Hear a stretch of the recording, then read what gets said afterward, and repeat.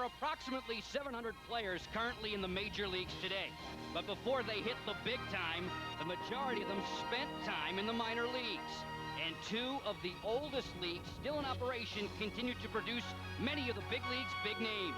Stars like Mark McGwire of the Oakland A's and Mike Piazza of the Los Angeles Dodgers, both former standouts of the 57-year-old California League.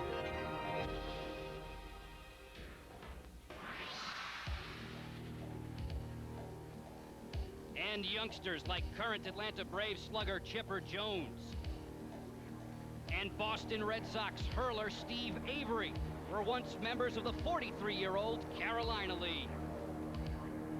They may be big major league stars now, but at one time they were just young minor league names filled with high hopes and big dreams. And tonight, the two leagues have come together to show off their best and give you a glimpse of tomorrow's major league stars today. It's all coming up next on HTS.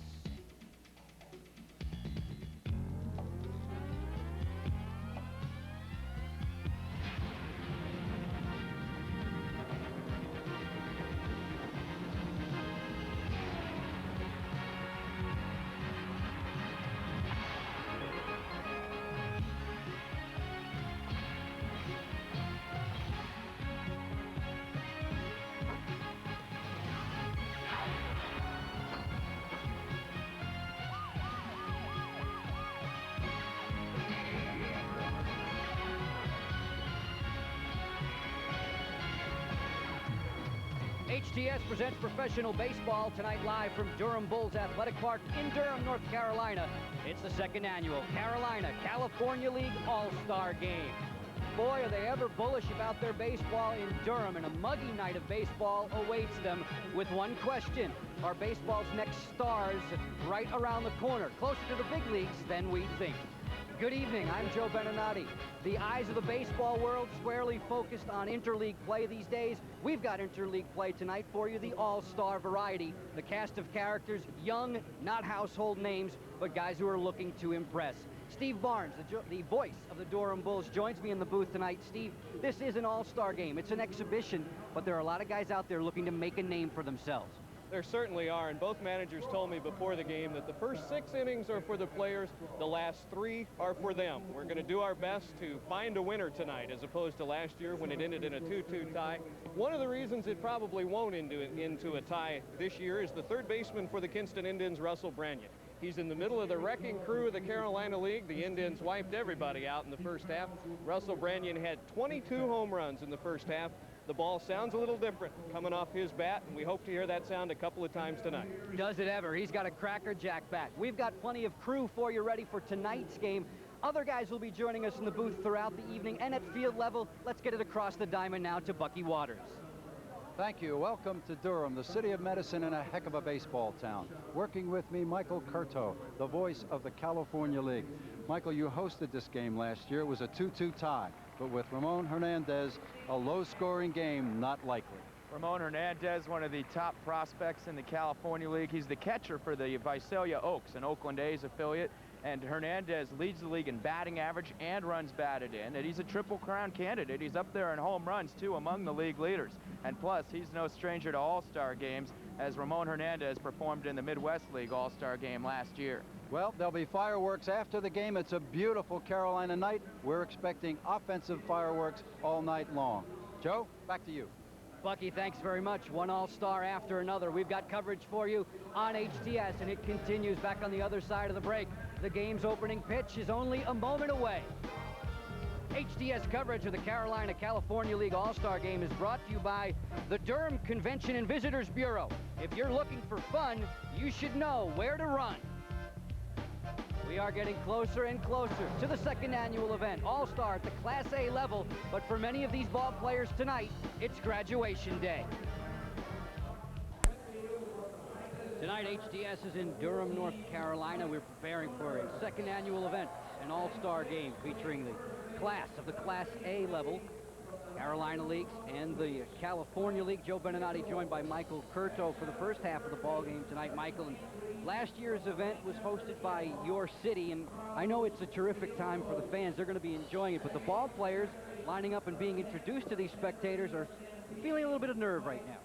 Yeah, the ball players they've had an interesting last couple of days, particularly for the visiting California League. They had to fly all night. The flight was a red-eye on Sunday night after Sunday's games, which wrapped up the first half. And then basically they slept once they got in yesterday around noon and napped all afternoon. And now they're finally having time to get excited about this All-Star game this evening. And down in the dugout before the game, talking to some of the players on the California League. Some of them were a little bit tired, but still they're just getting that excitement flowing through their bodies now. They're looking forward to this game starting. Just before break time, we alluded to the fact that this may be a graduation day of sorts for these players in front of these raucous fans in Durham, but a lot of these guys are pegged to be moving up quite soon. Yeah, and one of those, Matt Clement, the starting pitcher for the California League, has already been told that he is to report to the Double-A club of the San Diego Padres in Mobile, Alabama. In fact, he's not even flying back to California. They rearranged his flight so that he goes straight from here to the Double-A club. Bucky Waters will be keeping us abreast of the goings-on at field level all evening long on HTS. He's got Joe Garagiola Jr. alongside now. Bucky, take it away. Thank you. Joe Garagiola Jr., famous name. First time in this state for you? Yes, it is, and it's great to be here. You've got, you're the general manager of the Arizona Diamondbacks, and you've got some very special interest for being here. We have two players from our High Desert team, Michael Stoner and Stan Cameron, on a Cal League All-Star team. And it was a great opportunity to come here, see this beautiful ballpark, and see some great players. What are your thoughts on interleague play now that you're a brand new major league franchise? Oh, I'm all for it. I think it's great. I think it's great for the fans to be able to see the stars in both leagues. The games have been great. That game in Yankee Stadium last night was like a World Series game. Well, you realize with the interleague play between Carolina and California, now that the majors have interleague play, this is the only All-Star game where the players will only meet in this one game. That's right, and I hope this format continues. Thanks, Joe, and I know you've got a lot of notes to take tonight. I hope your talent comes through for you. Thank you. Joe, back to you. Bucky, thanks a lot. John Mizrak, the manager for the Carolina League All-Stars, he can breathe a sigh of relief. He doesn't have to face one of Joe Garagiola Jr.'s top talents, Travis Lee. Yeah, Travis Lee, the man that the Arizona Diamondbacks paid a $10 million signing bonus to as an amateur last year. Pocket change. Yeah, a little few pennies here and there. He signed out of San Diego State University, was in the California League to start his pro career this year. He dominated. He was among the league leaders in all the Triple Crown categories. And it looked like the Diamondbacks' original plan was to have Travis Lee stay in the California League until the All-Star game, have him play in this game, and then loan him to a Triple-A club because they don't have a Triple-A affiliate right now. They don't start until next year. But they were able to work a deal with the Milwaukee Brewers, who have a Triple-A team in Tucson, right down the street from Phoenix, just a 2-hour drive away. And the Diamondbacks were excited about having Lee loaned out to a club that was located near them. But Tucson had one condition, and that's that Travis Lee joined them immediately. So about 2 weeks ago, Lee joined the Tucson club, and that's why he's not here to play in this game today. Carolina League All-Stars being introduced to the fans in Durham Bulls Athletic Park. As with many All-Star games, plenty of festivities before the game, the home run hitting contest, and there were some monster shots hit, Michael Curto. The contest was won by Danny Peoples. Danny Peoples out of the University of Texas, a first-round draft pick last year, one of the leading power hitters in the Carolina League. He hit 19 home runs in the first half, and he hit 5 in this home run contest where he only got 7 pitches to swing at. A very impressive showing by Peoples. Big slugger among many. There are plenty along the lines tonight ready to show off for the fans in Durham. Joe Beninati, Michael Curto set to bring you all the action on HTS tonight. As we get set to send it down to field level, we will pause right here. We will honor the United States. Mr. Doug Jones with the national anthem tonight at Durham Bulls Athletic Park. This wonderful facility in its second year of operation. It seats 9,000 plus, and they will bring in standing room only for many of their games here at the Class A level, and they are packed to the gills tonight awaiting the second annual Carolina California League All-Star Game. We're moments away from bringing you the opening lineups, the starting defenses. The pitchers out of the bullpen will be brought into focus shortly, Michael, but as we prepare for a battle tonight, there are plenty of scouts in attendance as well. Yeah, this is always a heavily scouted game, all-star games, as not only are scouts, they work for the major league clubs, of course, and they look at the professional players, even though they've already been signed, because there's trades and possibilities and whatnot. They always want to follow how players and other organizations are doing. Plenty of guys in focus. Here's the way California will hit against Carolina tonight to start things. Under the direction of their manager, Greg Malberg, John Mizrak will face this California batting lineup. In the number 1 spot, Chad Green of the Stockton Ports, a speedster to set the table. Gary Matthews Jr. hits second. Rancho Cucamonga Quakes. His daddy played in the bigs with San Francisco and Philadelphia. Ramon Hernandez, Visalia Oaks, he will bat in the 3rd hole, and we could talk all night about his offensive skills. Damon Miner hits cleanup from Bakersfield, a towering home run hitter. Mike Stoner will go 5th from High Desert. Mike Mitchell, Rancho Cucamonga Quakes, once again a UCLA collegiate star. Carlos Villalobos of the Lancaster Jethawks will hit 7th, and Seattle is extremely high on him. Mike Metcalf, another speed demon, another threat on the bases. He'll hit 8th and 9th. It'll be Jose Ortiz, the Modesto A's. He just turned 20 last week. Carolina defensively will put him into play this way. Starting the outfield from left to right, Mark Quinn will be there. Adam Johnson patrols center. Scott Morgan around in right. Third baseman Carlos Lee. The shortstop is Mark DeRosa. David Lamb of the Frederick Keys will hold down the second base position. Darren Stumberger around at first. Behind the dish, it will be Jim Foster. And Michael, Carolina's starting pitcher is whom?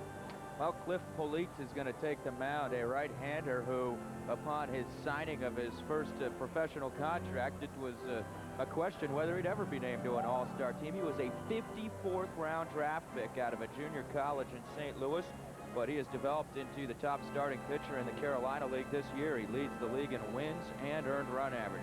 He's 8-1 with a 1.94 earned run average. He is a change-up artist. He uses a lot of breaking pitches to get people out, and it works real well for him. In fact, he is 8-1, as I mentioned. His only loss all year came in this ballpark. He lost a game against the Durham Bulls. Polite plays for the Prince William Cannons, a St. Louis Cardinals affiliate. Nice to grow up in St. Louis and maybe someday play for the big club in St. Louis. Here are the umpires for this evening's Carolina-California All-Star Game clash. Jay Clem will work back behind the plate. First base ump is Mark Winters. Matt Hollowell's around at second. John Bennett will work third base.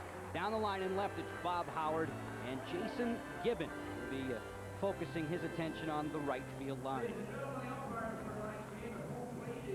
Carolina All-Stars have taken the field. Home plate umpire Jay Clem has tossed the warm-up ball out for Cliff Polite. Talking with Mizrak, the Carolina League manager, Mizrak didn't waste 1 minute, Michael, in saying that this guy is the best in the Carolina League, and well put that he should start. And he's on a roll going into this game as well. The Polite has not allowed an earned run in the last 16 innings that he had pitched in the regular season approaching this All-Star game, so he has recently had a lot of success for the Prince William Cannons, and look for him to continue to keep hitters off balance with his array of breaking pitches in this game. A lot of guys hoping for promotions. We've spoken about that quite a bit tonight on HTS. Cliff Polite is soon awaiting a call from AA, Arkansas Little Rock. And in the meantime, though, he continues to dazzle. He's not the kind of guy who will impress you with physical stature. You know, a lot of the big guys in the major leagues today come across 6'3", 6'4", blow you away with high 90 stuff. This guy is unassuming on the mound, but so tough to hit. Yeah, he's a smaller guy, as you mentioned, under 6 feet. He's 5'11". But another thing that I heard about him is that he is not afraid to start out hitters with his changeup and his curveball. Most pitchers immediately show a fastball the first pitch they throw to a batter, but not Polite. He likes to show him the changeup and the curveball and then use the fastball later in the count. Steve Barnes will join us in the 5th inning, the voice of the radio and TV voice of the Durham Bulls. He was saying that the first 6 innings were for fun, and then the managers were going to implement their own little bits of strategy. But a guy like Chad Green is a guy who can get on base and cause Polite a problem or two. Yeah, the California League has a couple of speedsters in the lineup, and Chad Green is one of them, the leadoff hitter who's about to start off this ball game. Green with tremendous speed, a first-round pick last year out of the University of Kentucky, 8th player in the nation chosen. He was considered to be the #1 athlete available among college players in the amateur draft last year. The Milwaukee Brewers selected him.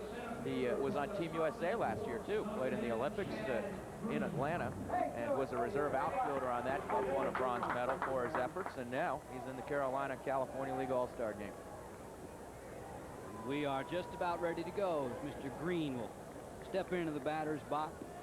Stockton Ports, Class A affiliate of the Milwaukee Brewers.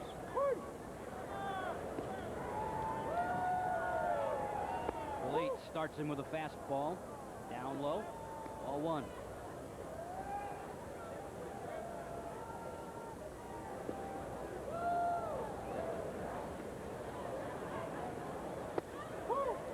Another fastball that stays inside. Stockton Ports paced the way in the Valley Division of the California standings. First half winners, 40-30. Green was a major factor for them as well. Turns on this one and lines it to right. Don't have to wait long for the game's first hit. And we said Green can motor. And then now you have to look out. Polite's going to spend a lot of time paying attention to Green over at first base, who is capable of stealing a base at any moment. Fastball down in a good spot. Green turned on it, got the hips clear, and rifled it to right. 1 on, nobody down. Polite does a good job with control. Normally has had a slow start finding the strike zone. Fell behind Chad Green, the first hitter of the game, and now he's behind Gary Matthews Jr. 1 ball and no strikes. Ball gets loose back behind home plate. Home plate umpire calls a halt to play. Jake Clem. Chad Green to his lead. Polite's 1-0 offering. Down low. There it goes. In there easily. A stolen base for Chad Green. We said the green light would be there, and Green wastes no time. He had 23 stolen bases in the first half for the Stockton Ports. The California League manager, Greg Malberg, loves to send his runners in motion, and immediately his own player, Chad Green, takes off on the first pitch, steals second base easily. He had plenty of room to spare. 2-0 count. And again, the fastball rides high to Gary Matthews Jr. Rancho Cucamonga Quakes. You see him on an everyday basis, don't you? Yeah, Gary Matthews Jr., the starting center fielder for the Quakes, although playing right field in this All-Star game. He's a great talent. His father, Gary Matthews, played in the major leagues for about 15 years, mostly with Philadelphia and San Francisco. Well, we saw the green light on the base paths. Matthews had the green light at the hitting box, and he's thrown out short to first. 1 away, 1 on. Green will take his lead from second. No score in this Carolina-California League All-Star clash.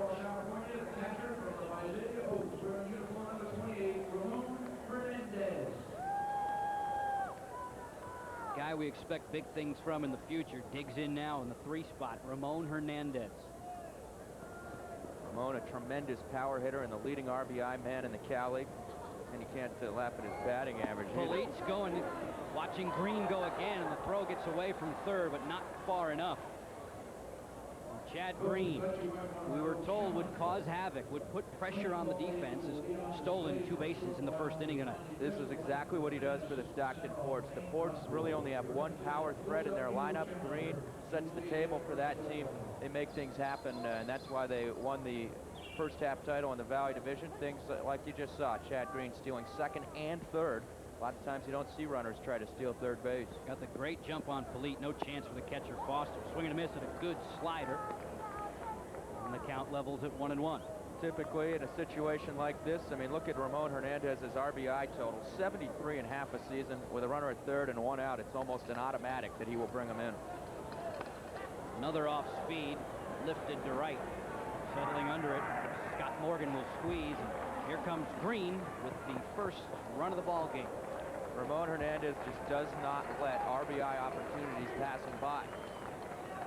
That's why he's become the Oakland A's top young catcher. He always seems to come through when those men are in scoring position. Base is empty. big Damon Miner. Bakersfield Blaze, affiliate, Class A affiliate of the San Francisco Giants. Polite pulled a little string there, but rode it high. Damon Miner, a familiar name to fans of college basketball. His brother, Ryan Miner, was a big star at Oklahoma. And they're actually twins. Ryan Miner was drafted in the second round by the Philadelphia 76ers and didn't make the club, played in the CBA a little bit, and then turned his attention into baseball, much like his brother Damon has. Damon was baseball all the way, drafted by the San Francisco Giants, and he's the California League's leading home run hitter at 18 home runs in the first half. He's a big kid, 6'7". I'll say. Polite came inside on Miner there. 1 ball, 2 strike count, 2 gone, top of the first. 1-0 for California. Chad Green, the impetus, getting a couple of stolen bases against the starter, Cliff Polite. Oh, yes, sir. Fastball outside edge. Got him looking. We are done with the top half of the first, but California strikes for a run on a single and a couple of stolen bases. 1-0 California. More to come on HDS. John Mizrock's Carolina League All-Stars will hit this way. Adam Johnson of Durham will hit first. David Lamb, the Frederick Keys rep, will hit second. Russell Branyan, big home run hitter from Kinston, will hit in the 3 spot. Mark Quinn will be cleanup. Jim Foster will hit 5th. Scott Morgan in the 6th hole for another Kinston's Mashers. Carlos Lee, Winston-Salem will bat 7th. Darren Stumberger will hit 8th. And Mark DeRosa will bat in the number 9 hole. Against this defense for California, they'll go this way. Mike Stoner around in left. Chad Green at center. Gary Matthews Jr. is the right fielder tonight to get things started. Carlos Villalobos at third. Jose Ortiz at short. Mike Metcalf at second. Mike Mitchell around at first. Ramon Hernandez is the backstop. And on the mound for the California League, Matt Clement. And look at those numbers. 6-3, a 1.87 ERA. He has 109 strikeouts, which leads the California League and may lead all of minor league baseball, as he was leading all minor leaguers recently in 101 innings pitched. Very impressive indeed. He goes fastball in the low to mid 90s and a slider that he gets his strikeouts with. Adam Johnson, the everyday number 3 hitter here in Durham, gets bumped up to the leadoff spot for the All-Star squad. Another guy that, again, we are littered with talented offensive players in this game. They make up the rosters on both clubs. The Carolina League appears to have more power in the lineup. That was Matt Clement's sinker right there. He uses a fastball, a slider, and a sinker, and occasionally mixes in a changeup. That's what he's working on right now. Terrific movement. 1-1 on its way. That's skied. Left center, closing in. Making the grab there. Mike Stoner puts it away. There's 1 gone in the Carolina half of the first. California in front, 1-0. Take a look at Matt Clement there on the mound wearing that Rancho Cucamonga Quakes jersey, probably for the last time, as he has gotten the call to report to the AA Padres affiliate in Mobile, Alabama. He flies there tomorrow. Came out to this All-Star game not just with his baseball equipment, but with all of his stuff.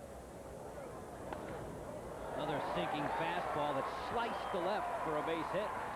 And on board is David Lamb of the Frederick Keys. Now Clement's going to have to be careful as he faces the beginning of the Carolina League's Murderer's Row, or the equivalent. Russell Branyan, the next hitter here, leads the league in home runs with 22 on the season, and he had 40 last year in the South Atlantic League, the second highest total in all of minor league baseball, so he can definitely hit the ball out of the ballpark. Reports are, Michael, that he's become more and more disciplined, not just swinging for the fences. He's cut his strikeouts way down, and he looks to put a charge into a Matt Clement offering here.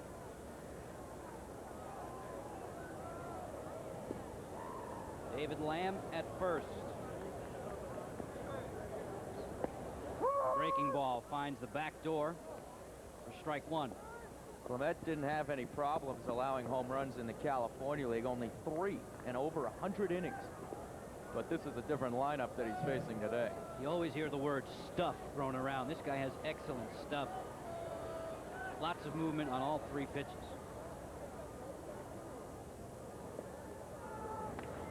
Got it in tight on Branyan. See how quick his bat is, too. We mentioned the power, but also bat speed. Yeah, Branyan whips it through the strike zone in a hurry. And here we get a look at how quickly he can just whip that thing through the strike zone. That was in slow motion. The bat was simply a blur in slow motion. Kinston Indians, the #1 offensive team, the #1 pitching team in the first half, 46-24, easily winning the Southern Division by 15.5 games over the locals here in Durham. It's incredible for a minor league team to win that many games in the first half. They don't play as many as they do in the major leagues. 1 out, 1 on, 0-2 count. Clement downstairs with that one.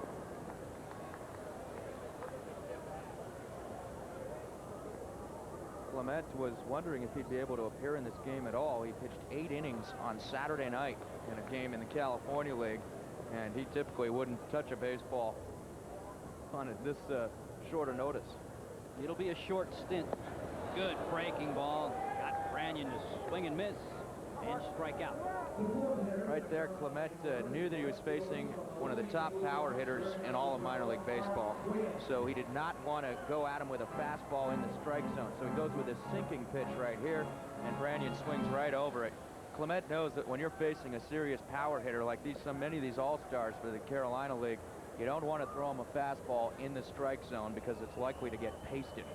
Cleanup hitter Mark Quinn's turn with 2 out. David Lamb aboard at first. 1-0. California struck in the top half of the first. Chad Green created the run with a couple of stolen bases.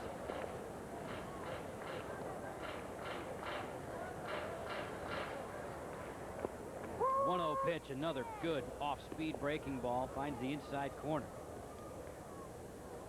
The big difference for Clement this year is he's been able to throw his breaking pitches for strikes. Previously in his career, he had always walked a lot of hitters, but not this year.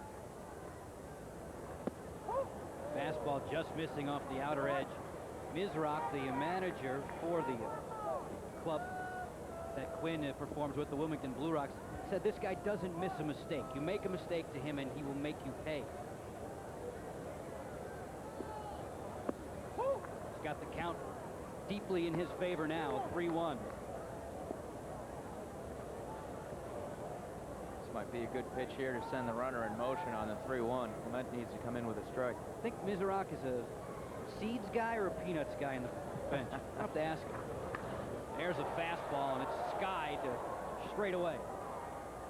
Chad Green, all the speed in the world, easily able to get up to that one. Floated over to make the catch there, and Carolina's done in its half of the first. 1-0 California. More Class A, Carolina, California. Chad Green with me here. Big entrance here. Base hit. The Durham police are looking for you. 2 stolen bases, 4 hubcaps. You put your team up 1-0. Not intimidated at all by this ballpark or the All-Star game? No, not really. I think it's the same game of baseball. You just got to go out, play hard, and have some fun. I just wanted to get on base and try to make some things happen to get ahead early. I think that's important in an All-Star game, you know, in the nervousness that gets out from everybody. Make things happen, he did. Joe? Bucky, thanks a lot. He can sure make things happen. Leads the California League in triples. And we've seen him motor, and now we look to see Mike Stoner take the bat in hand. Part of that 1-2 punch in High Desert. Sort of a trip home for Mike Stoner, as while he is not actually from North Carolina, he played college ball here at North Carolina for 2 years, transferred to North Carolina after a couple years at North Florida Junior College. Stoner started him with a fast strike, comes right back with another fastball, and it's quickly 0-2. Mike Stoner has developed very well for the Arizona Diamondbacks organization, and he has been one of the top hitters in all of their minor leagues right now. They don't have a lot of them, but good movement on the slider. Stoner went too far, and he's a strikeout victim for Cliff Polite, who has now got back-to-back strikeouts. He K'd Damon Minor looking back in the first. Stoner knew as soon as he begun his swing that he was chasing a bad ball, and he tried to hold up, but look, he just went a little bit too far, and that's the second strikeout for Polite. Polite's finding his rhythm. Mike Mitchell digging in. Joe Beninati, Michael Curto with you tonight. Durham Bulls Athletic Park on HTS. That one is sliced down the left field line and foul. Foul ball. Right there on the left field line, Bob Howard. That ball looked like it was very close to being a fair ball. It sure was. I think Mitchell thought that he had extra bases.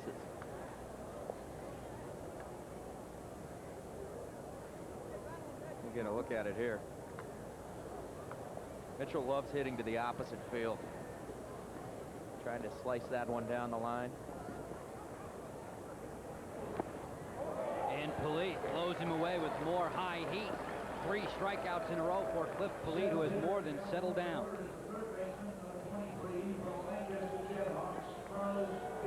Talked about Polite being very, very impressive. You go up there saying, no, he can't throw it by me, but he did. Yeah, Mike Mitchell's a good fastball hitter. He loves hitting the hard stuff, but that time he was set up. He didn't want to, he wasn't expecting a fastball out over the outside portion. There's some of the off-speed stuff. Carlos Villalobos' turn. 2 gone in the top half of the second. Villalobos with the impressive hitting statistics. I think pitching in an all-star game could damage your psychology. You see all these hitters in a row, all hitting way over 300 with tons of home runs and runs batted in.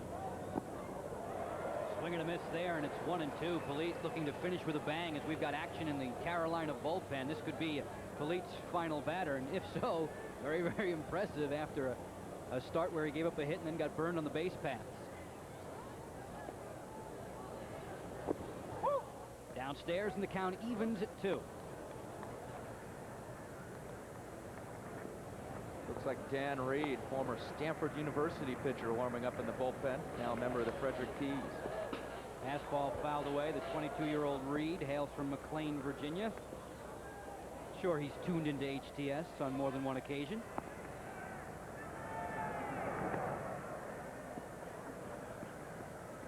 Two balls, 2 strikes, 2 gone.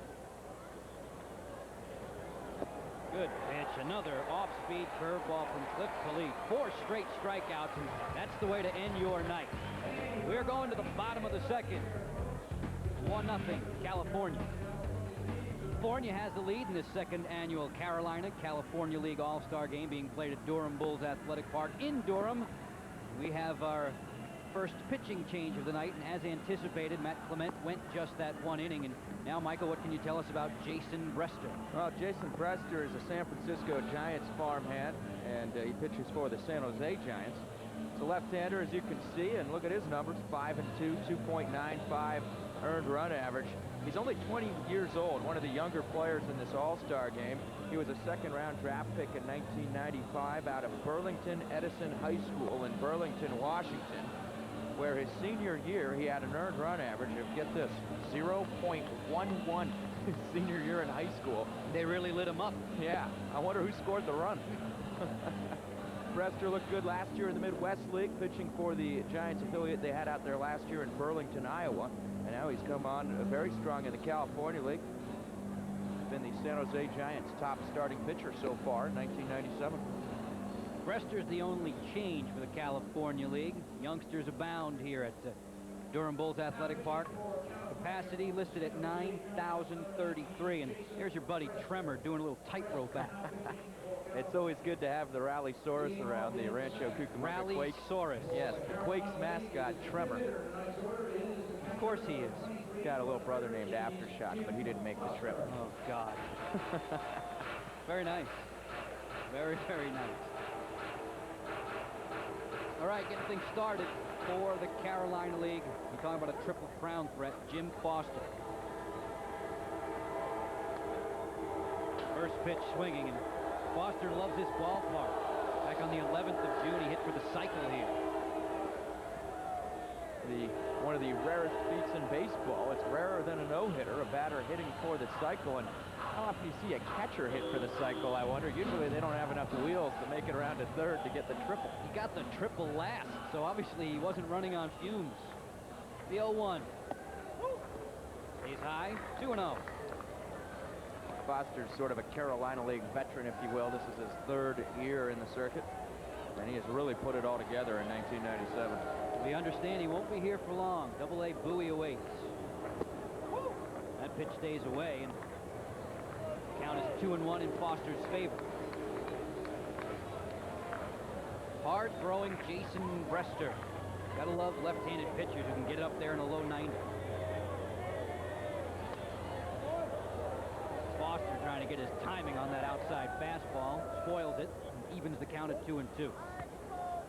When they show Brester again, take a look at how much he is sweating already. He's only thrown 4 pitches. These California League players are not used to this humidity they're experiencing here in Durham. Make sure you tell them on the plane ride it's not the heat, it's the humidity.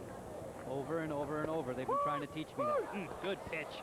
Caught Foster looking on the inner half, and Brester starts very, very positively.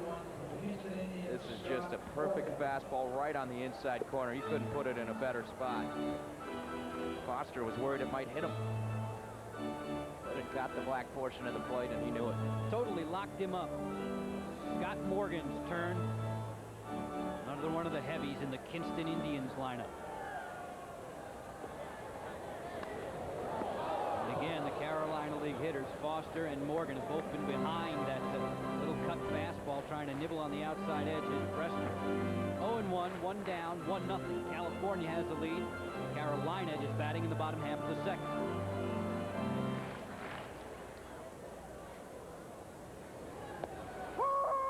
Well, we mentioned earlier in the broadcast the basketball situation with Damon Minor and his brother Ryan. Well, this player, Scott Morgan, also played basketball when he was in college. Played at Gonzaga up in Washington State, and went to the NCAA tournament with Gonzaga one year.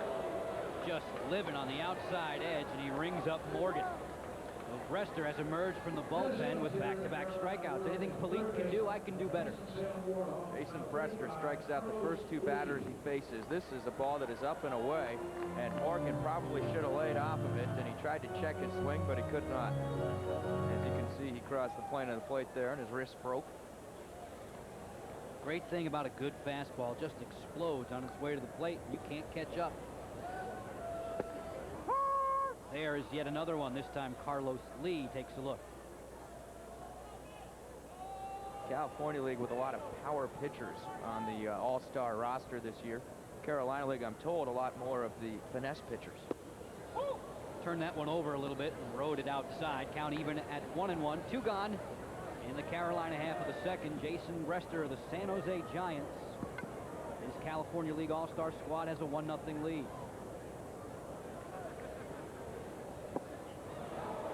Big swing and a miss as a slider got down and in on Carlos Lee. And now Brester is a strike away from striking out the side, just like Polite did in the top half.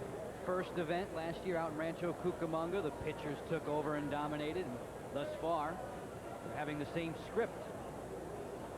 See that a lot in all-star games, even at the major league level. A lot of times these hitters, especially in a game like this, California-Carolina League, these two teams in this game have never seen each other before, and many of these pitchers are complete mysteries to the opposing batters. 1-2 is bounced up there and blocked away. Nobody on, no trouble for Ramon Hernandez. Hard-hitting catcher of the Visalia Oaks. This is a night when Greg Malberg, manager for Stockton, doesn't worry when he sees Hernandez come to the dish. Did he go around on this one? I'm going to check with the first base umpire. Guess he did not. They're wearing the umpires out on appeals. Mark Winters said no. First base ump. Count runs full to Carlos Lee.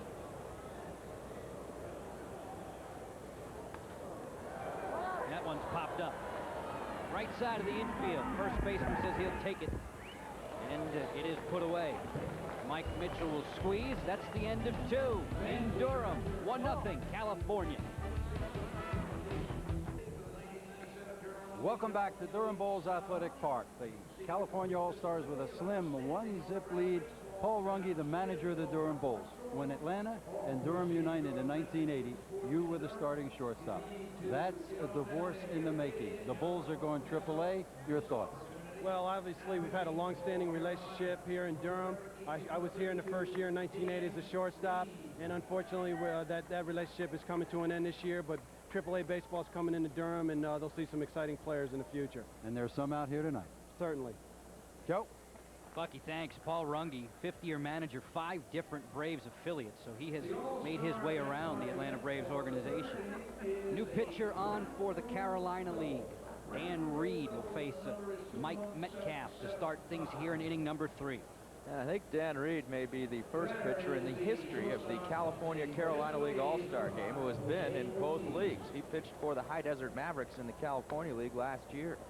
First pitch swinging again is Metcalf, another speed demon. He's had elbow problems, Metcalf has that in the past, but that obviously doesn't affect his being fleet of foot. Now, he missed all of last year with assorted injuries, but he stole 60 bases 2 years ago when he played for the Vero Beach Dodgers.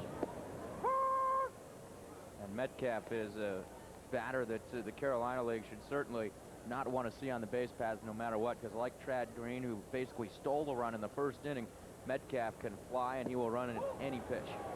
Changing speeds on the breaking ball, tried to catch the outside corner and missed.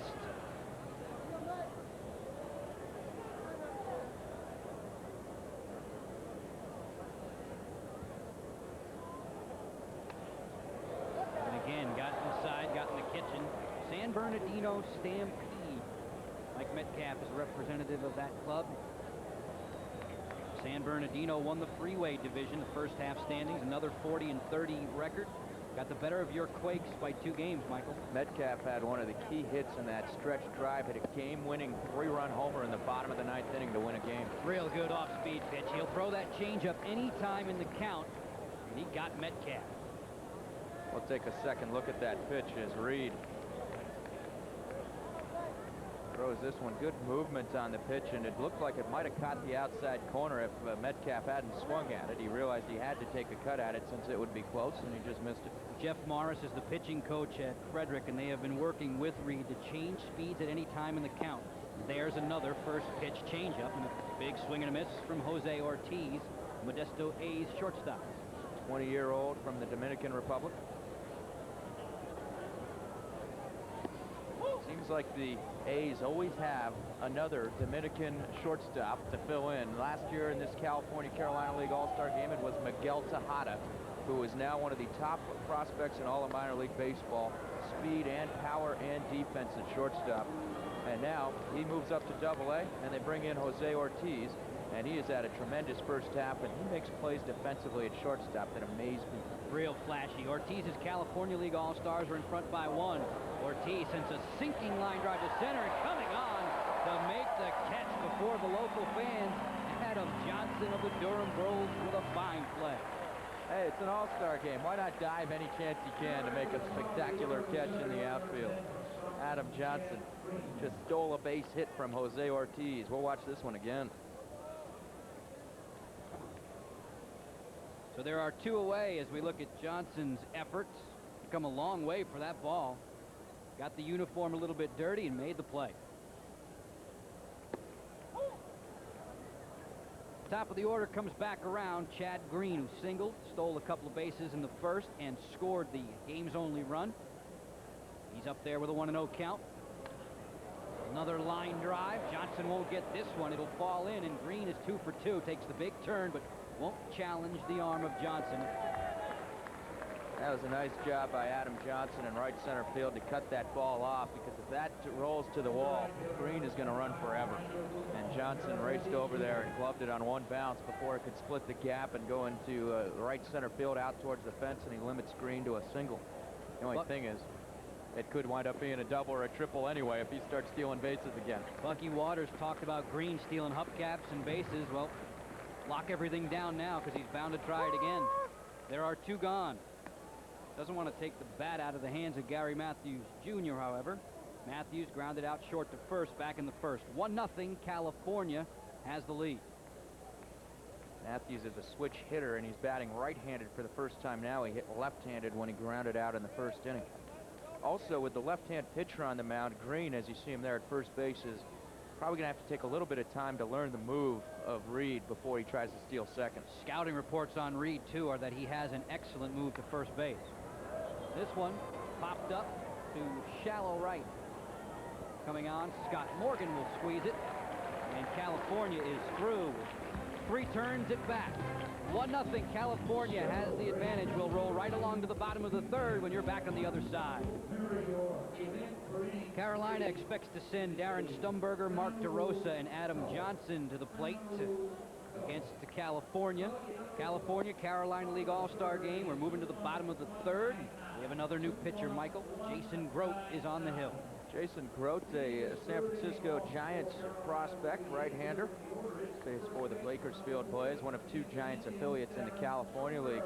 Grote's an Oregon kid. He's from Gresham, Oregon, and he played college baseball at Mount Hood Junior College. I guess he resisted temptation to join the ski team there instead. Grote is having baseball work out for him pretty well right now.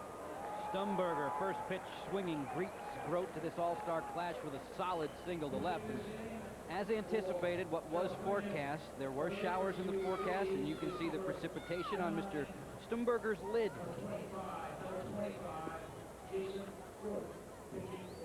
How are your rain delay skills, Michael? We don't have those out in the California League, so this is a totally new experience for many of the California League players, although, of course, minor league baseball takes them around the nation, so I'm sure they've played through rain in other cities and other leagues. Durham Bulls shortstop Mark DeRosa takes a turn. And Jason Grote sent him ducking for cover. 1-0. Grote and the California All-Stars have the lead. We're in the bottom of the 3rd on HTS. You look at the numbers for DeRosa.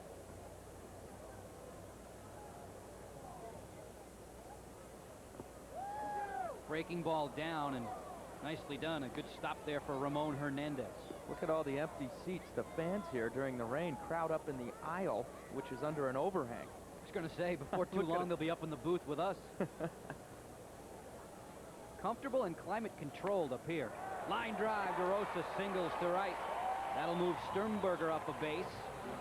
And Carolina has a rally brewing. They've opened the bottom of the 3rd with back-to-back singles. Well, DeRosa just reached out and lined that pitch into right field. And Grote, who doesn't allow too many hits, at 2.13 ERA. It is rare that they score against him. But he must feel like he's in familiar territory, pitching with a 1-0 lead. He is a pitcher who hasn't had much run support this year from his Bakersfield Blaze club. As it is, how do you have a 2.13 earned run average and your record is only 7-5? Should sue for lack of support. Adam Johnson gets his 2nd turn. 0 for 1 on the night. Rips that one foul. He flied out to left. Back in the 1st. Got 2 on now and a 2-strike count against him. Nobody dead here in the bottom of the 3rd.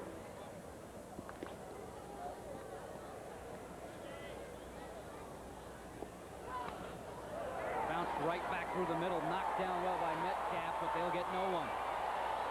We'll wait for the scoring on that. A tough play right back through the box. And the bases are loaded for Carolina. Calling that one a hit, as the scorer rules that Johnson would have beat it out anyway. It's a chopper up the middle that takes a high bounce, and Metcalf, ranging behind the bag, had it hit off the end of his glove and trickle into left and center field.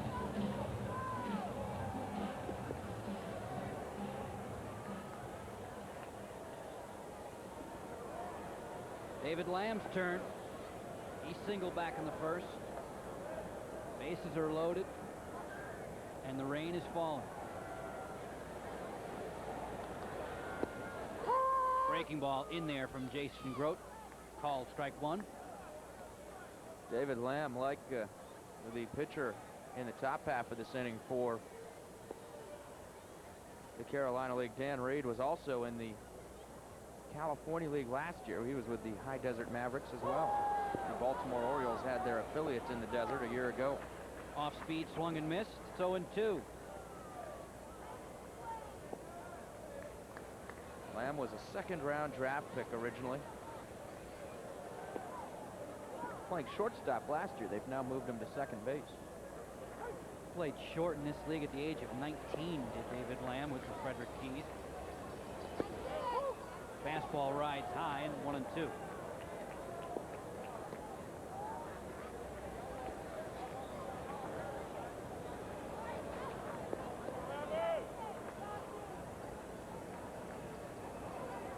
Bases full.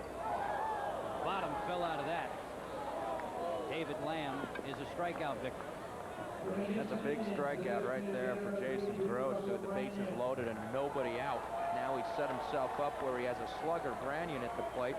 But like most sluggers, Branyan is also a possibility to hit into a double play, which is what the Cal League will be looking for, is the Carolina League, with runners all over the place. Adam Johnson to his lead at first. He's hoping Russell Branyan gives him a nice cozy walk around the bases here. One gone. Did Branyan hold up? He did not. A swinging strike.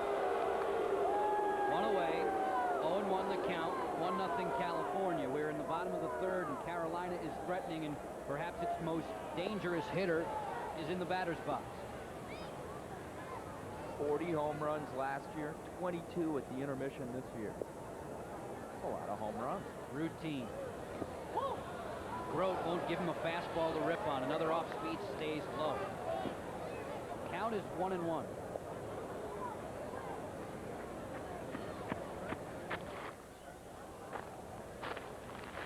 Stumberger got it started with a single. DeRosa followed that with a base knock as well. And the off-speed breaking ball hits the outer edge and gives Branyan fits. I want to hear how hot Branyan has been down the stretch. His last 21 games of the first half, he hit 14 home runs. One right now would really change this game. 1-2 offering. Laced back up the middle. That'll score one. They're sending the runner from second. The throw from Green is cut off. And the Carolina League has the 2-1 lead. We got a run down there, but nobody was covering first, and you can make it three. Johnson alertly racing around the bases. They had Branyan dead to rights. There was only one problem. Nobody backed up and covered the first base. Mike Mitchell, the first baseman for the California League, was doing the right thing. He moved into the center of the diamond like he's supposed to receive the cutoff throw from the outfielder. And here's a single to center field. And with runners, with the bases loaded, Mitchell leaves his post at first base, and he'll move to the area right behind the pitcher's mound to serve as cutoff man. Green's throw's not going to be in time. There's Mitchell cutting it off. He throws to Ortiz, who tries to run him back, but look, there's no one at first base. And that gives the runner at third, Johnson, a chance to come home and score the third run. Mark Quinn looks at a ball. Turned into a Keystone Cops adventure there after a while. Bases clearing single for Russ Branyan. Quinn lied out to center, his first trip back in the first. All of a sudden, 3-1 Carolina. And Grote is way behind with a 3-0 count. According to the scoreboard, an error was charged on that play, although I don't know who they could have charged it to. Mental error. There's a broken bat. Bouncer off Grote. The pitcher makes a fine play to reach out and make the tag. Whale of a defensive play. Good athletic move by Jason Grote. This was an impressive play for Grote. The ball hit him in the leg, so he was in pain to begin with, and then the ball rolled right into the first baseline. Look at it, just slap off his shin. That's got to hurt, but still, he keeps his head, races over here, knows he can't hit the first baseman, so he tags the runner's legs while he's going by with the ball in his bare hand. The first out of the inning, Russell Branyan moves up 90 feet. Jim Foster comes to the plate. Two gone. Check that. Allow me, please. Thank you, Michael, for the quick correction. 2 away.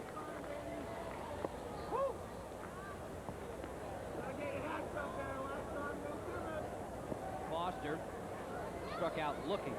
Back in the second.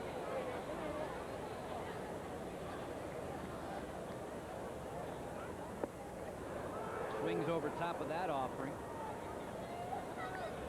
Jim Foster anxious to move to Double-A Bowie. He has been, as we've mentioned, in the system, in the organization, and patiently awaiting his chance.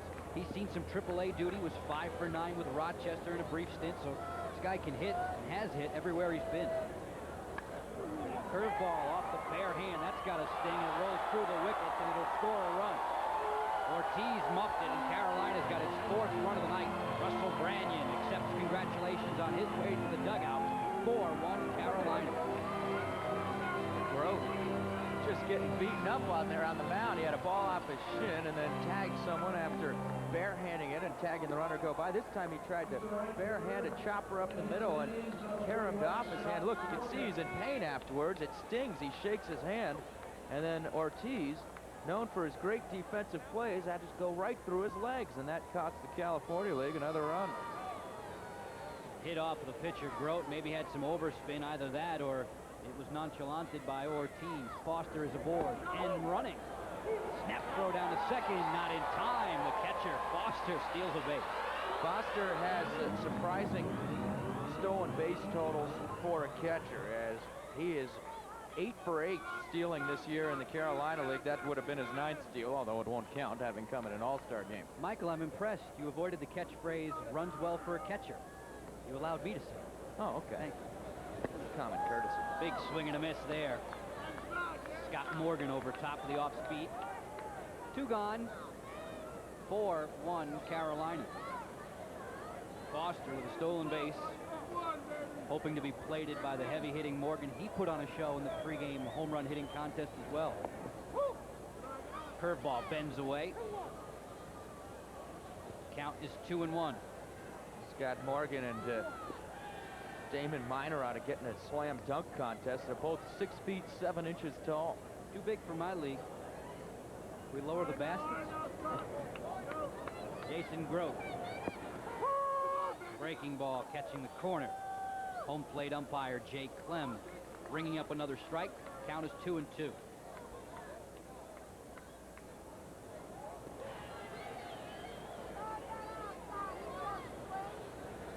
Grote, who hails from the great state out west of Oregon, has just struck out Scott Morgan to end a long inning for the California All-Stars. 4 runs across for Carolina after 3. Carolina 4, Carolina 4, and California 1. We'll have more on HDS.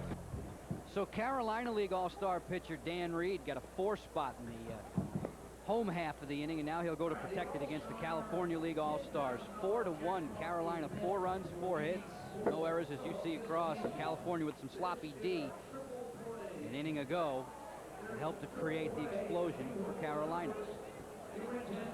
There's Reed, the Stanford-educated baseball player, one of many Stanford baseball players that the Baltimore Orioles have drafted and signed to professional contracts, including Mike Mussina at the major league level, Brian Sakensky, a AAA pitcher for the Orioles, also Jeffrey Hammonds, the oft-injured outfielder for the Orioles, another former Stanford player in their organization.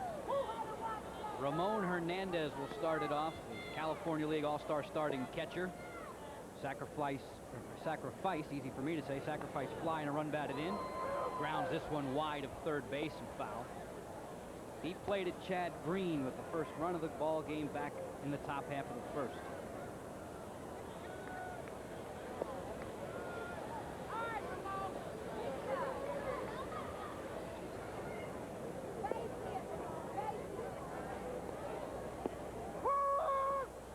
Slow breaking ball bends in there, and count is 1-2 on the hard-hitting Hernandez.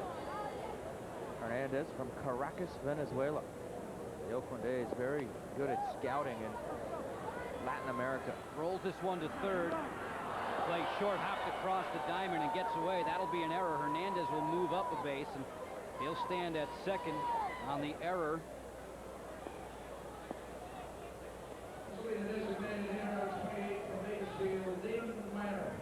Third baseman for the Carolina League, Carlos Lee, just throws this one in the dirt, and first baseman Stumberger was unable to scoop it out. As you'll see, just short hopped him, and that error will get charged to the third baseman on the throw. Hernandez watches it go right by the first baseman and digs for second. Reed's offering bends outside. We get another look at big Damon Minor.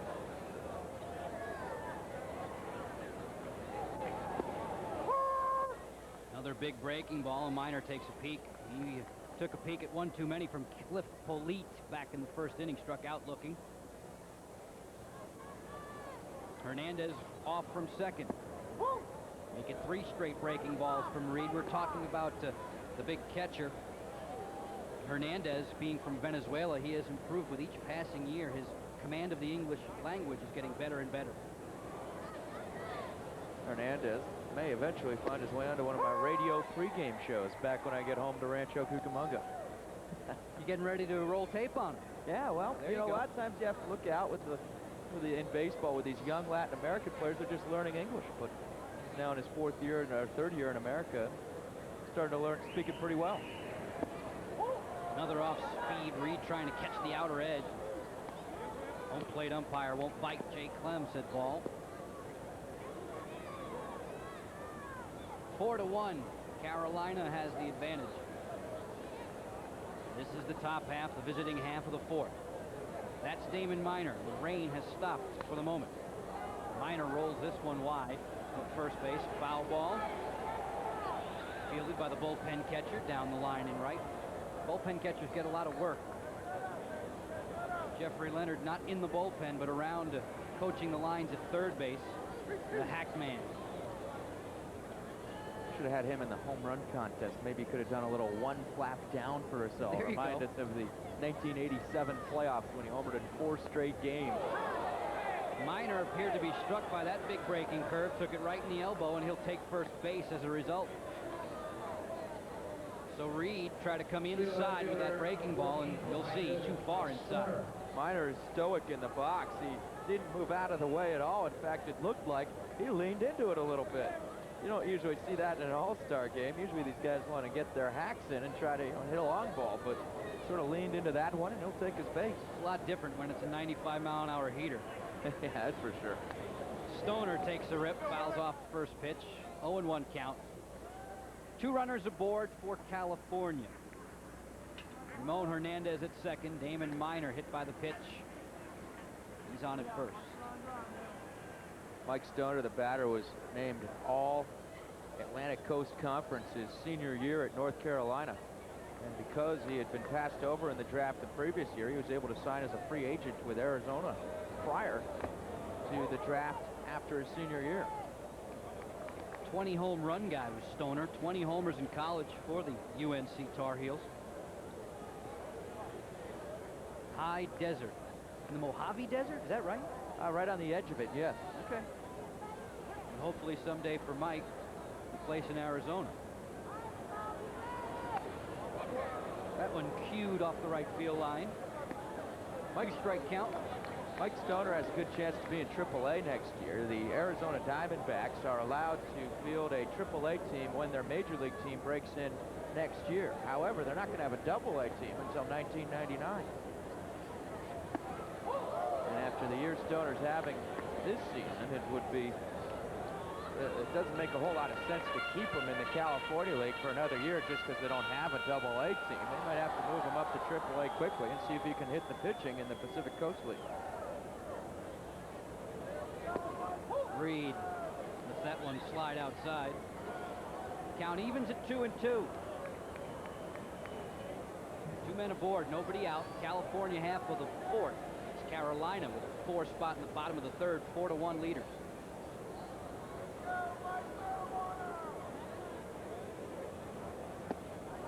Big swing and a miss by Stoner, and he is rung up for the second time tonight.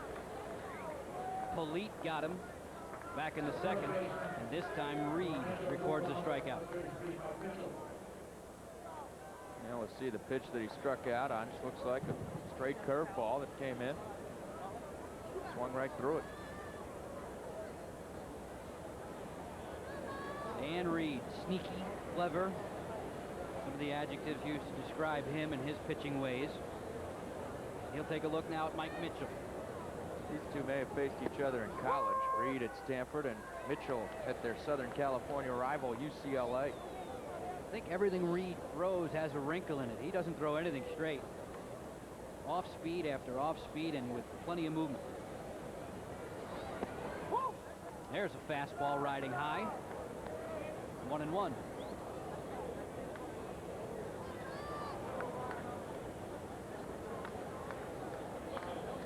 This is Reed's second inning of work.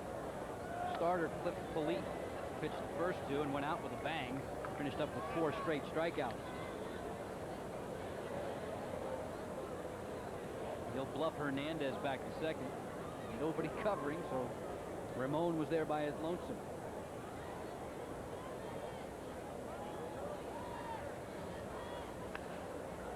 Slow curve, and again, well out in front of it, Mitchell. Grounds a foul. No souvenir for you. She wants it. She's begging for it. Mike Mitchell, the batter, a player who didn't really fully expect to be in an all-star game this year. In fact, he didn't know if he was going to play baseball in '97. He missed all of last year with shoulder surgery. He took a peek at a pitch that was on the outer edge, had a word for the home plate umpire, Jay Clem, but yet another strikeout for Carolina League pitching. Mitchell's just going to watch this one sail right over the outside corner. He thought it was outside, but the home plate umpire sure didn't. Look how disappointed Mitchell looked. Definitely dejected there. 2 away, 2 aboard. Hernandez still peeking out from second. Reed finds the inner half on Carlos Villalobos. Lancaster Jethawks, they play their games at the hangar. Nicely done. They should name that ballpark the launching pad, though. It is the most hitter-friendly stadium, perhaps in all of minor league baseball. Not only are they at a high elevation of about 4,000 feet, they're in thin desert air, and the wind constantly blows at high velocity out towards right field. Pitchers hate it, and hitters love it.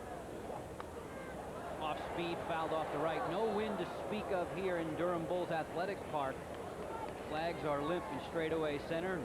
Thankfully for these All-Stars, the rain has slowed down considerably. 4-1, Carolina with the advantage.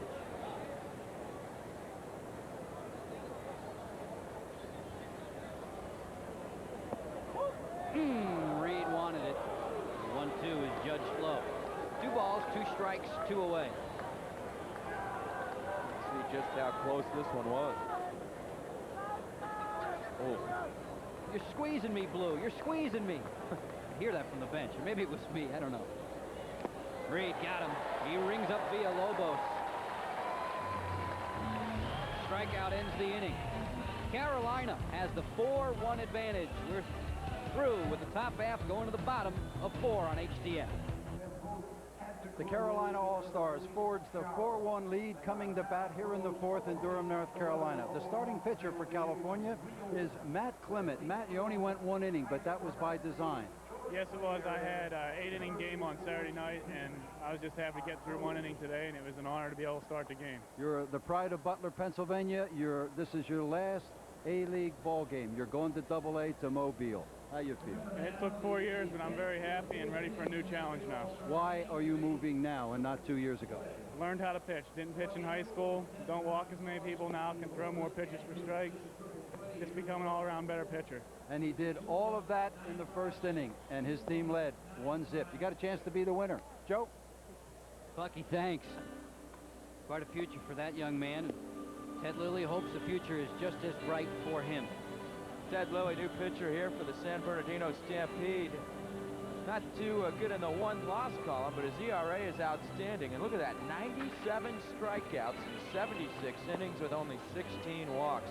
Lilly did something that hadn't been done in the California League in 3 years when he threw a complete game no-hitter. Came on May 10th. It was at home against the Lake Elsinore Storm. He faced 29 batters in his no-no, walking 2 and not allowing a hit. And it wasn't an easy no-hitter either. One of the players in the lineup for the Lake Elsinore Storm that day was a player with a lot of Major League experience. Randy Reddy, former Major League utility infielder, was with the Lake Elsinore Storm, and Lilly held him hitless just like everybody else. Big rip to dead center. On the run is Green to the warning track, and he hauls it in. Well, Carlos Lee, the first hitter for the Carolina League here in the 4th inning. He didn't care that Lilly had never thrown a no-hitter. He hit that ball hard to center field, but Chad Green, incredible range in center. And I hope that there's a play in this game where someone drives the ball into the gap and we get to see Green go after it, as he makes fantastic running catches into the alley. You take over for a while. I'm going to go after some of those snow cones. That's the way to alleviate the heat. Lilly at the knees for a strike. One out here in the Carolina half of the fourth. 4-1 Carolina with a lead. Lilly's come out of the bullpen, popping that catcher's mitt with Ramon Hernandez.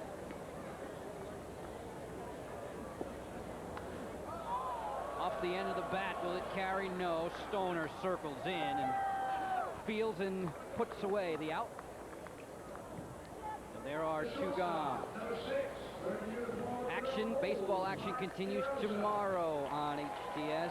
Back to Camden Yards, interleague play continuing. The NL Montreal Expos are in town. It all gets underway with Orioles report at 2:30. And then we'll bring you right up to opening pitch a little after 3 p.m. Lilly will look at Mark DeRosa. And after some of the off-speed guys that we have seen, Lilly has come in with some serious giddy-up. Yeah, well, 3 of the first 4 pitchers the California League has used can all bring it at high velocity. And Lilly is one of them. He was scouted by the Toronto Blue Jays at Fresno City College, and then eventually was drafted by the Los Angeles Dodgers after the Blue Jays drafted him 1 year, and he didn't sign. He held out all year, and then the next year he was drafted by the Dodgers in a later round, but signed that time. He was actually signed a scholarship offer to go to Cal State Fullerton, perennial college baseball powerhouse, but when the Dodgers drafted him, he said, all right, I'll go ahead and turn pro now. Lilly making a living on that outer edge. He told us, still learning how to pitch. Just like Matt Clement had told Bucky Waters, learning how to pitch, moving up the ladder. Oh, baby, on the inside edge, no chance for DeRosa to pull the trigger. Done with 4 in Durham, North Carolina. 4-1, the Carolina League All-Stars have the lead. At the end of 4, it's Carolina 4 and California 1. Well, it's not exactly a homecoming. Mike Stoner, a graduate in '96 at the University of North Carolina, but it's pretty close. Durham, never a friendly place for Tar Heel guys, Mike. No, it's not. But the last time I've been here, you know, I've done pretty well in this park and over at Duke. So I'm not doing too good tonight. 2K so far, first 2 at bats. Well, I'm talking to you because we're going to change that, and I'm sure all that Carolina blue out there is going to fire you up. 348 coming into the All-Star game. You're having a heck of a year. Yeah, having a pretty good year. Actually, it's 374, but I'm just messing with you. Well, Dookie's never could at. That's right. He's never could. Yeah, I'm having a pretty good year. More than anything, I'm enjoying it, and you know, just sitting back and having fun. And I thought the biggest pressure was getting into baseball, not or getting professional baseball, not to really play it. So that's what I thought was the biggest problem. Joe Garagiola said some very nice things about you early, so keep your confidence, Michael, and thanks for coming back. Joe? Bucky, great facial reaction there. Metcalf was out trying to bunt that one down the first base line, but did you see Bucky's face when Stoner played a little game with him? He didn't like that, did he? Well, he liked it. He was just a bit confused. Metcalf just out by a whisker. Metcalf with incredible wheels up the first baseline, and he almost beat this out even though it was a bunt directly to the first baseman. We get a look at the shortstop for California, Jose Ortiz. Francisco Hernandez is the new hurler. Francisco Hernandez, Frederick Keys representative, and the Keys are the terrific start in the Carolina League Northern standings. Ortiz with a bouncer, third base, picked up, across the diamond, easy play. Carlos Lee across the diamond to Darren Stumberger.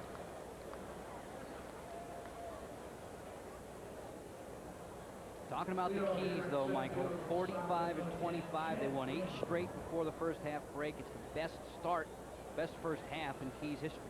And could continue in the second half. I heard that none of their players got promoted to Double-A at this All-Star break. If they have the same team with them the whole second half, they could approach 100 wins. The only exception, perhaps, is the catcher Foster. That remains to be seen whether or not he is summoned up to the Double-A Bowie base-out. Chad Green, who has been a real disturber, he's 2 for 2.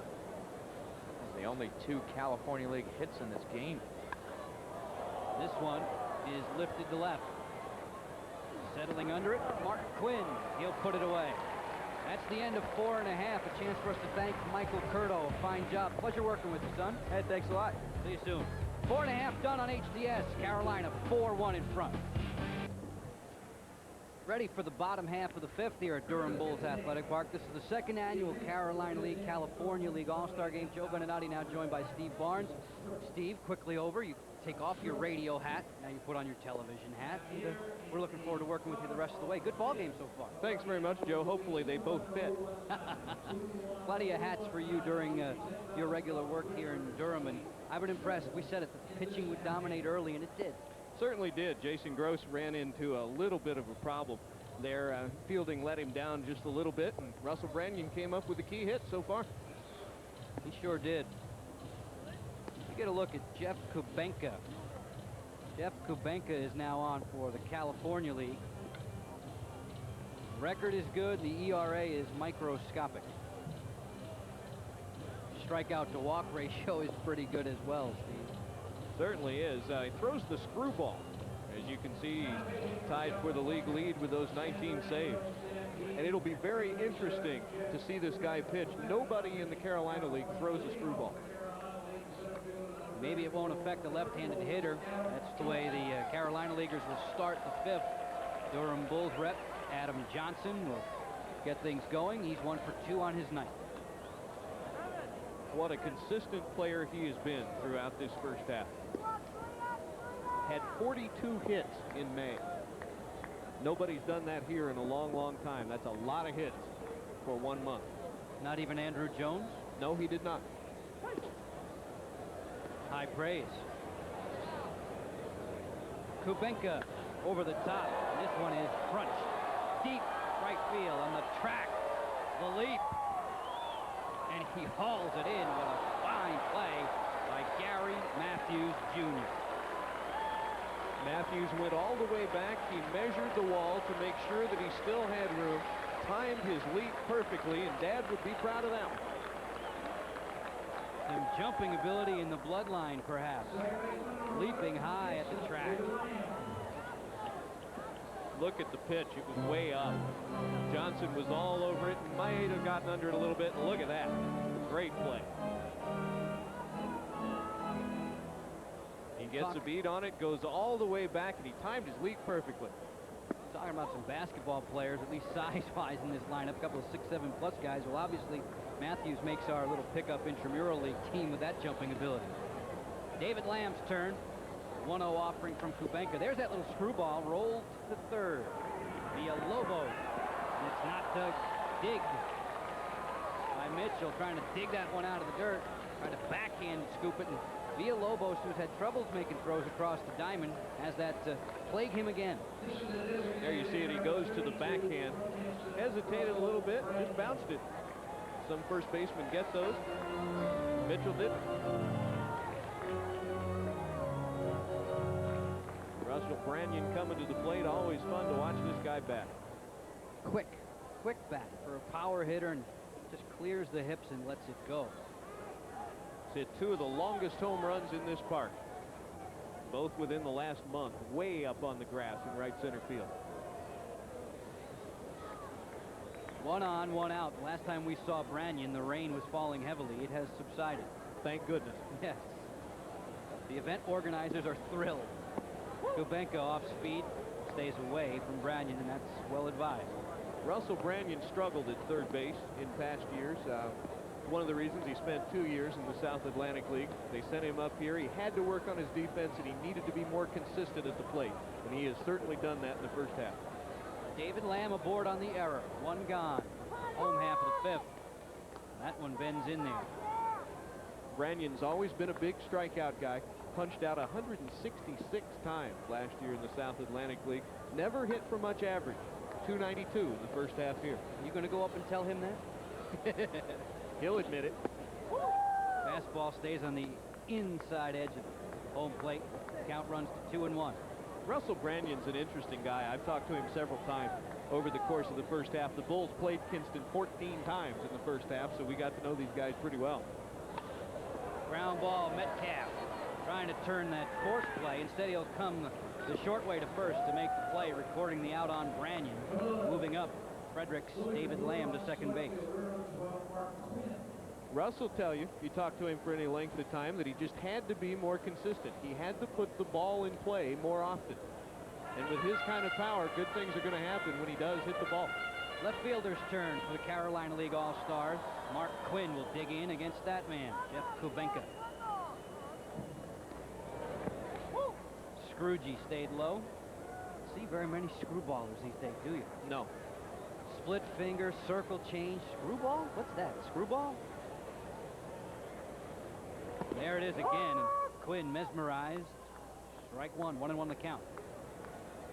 Nobody in the Carolina League throws like Kubenka. And obviously that screwball is very effective against right-handed hitters. This time the fastball laced right to the first baseman. Mitchell snares, and that's going to do it for the Carolina half of the fifth.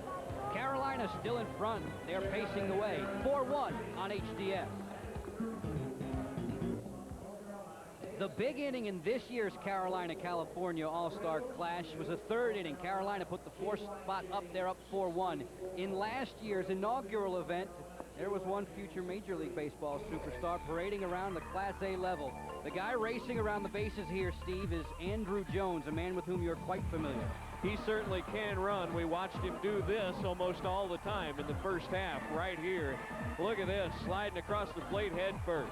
The then 19-year-old Jones wound up in Atlanta by season's end. He became the youngest player ever to homer in Major League World Series competition. He bumped a guy named Mantle from the record books. And what a rise it was for Andrew Jones. We watched him for the first half. In fact, he left for AA Greenville right after the All-Star game last year. Another Durham Bull, I do believe, is now patrolling in center field. George Lombard, as you see right there, that was Andrew's spot last year. George, one of the top prospects in the Atlanta organization. He's fired up playing before the home folks tonight. Got a new pitcher as well, Kinston Indian lefty Jim Kroll. There you see the numbers. One of the starters on the first half championship ball club. Starts off with a good fastball, popping the mitt. Gary Matthews Jr. Another plate appearance. He's 0 for 2 on the night, but his night best underlined by that terrific defensive play in right. Kroll working quickly and working efficiently, 0-2.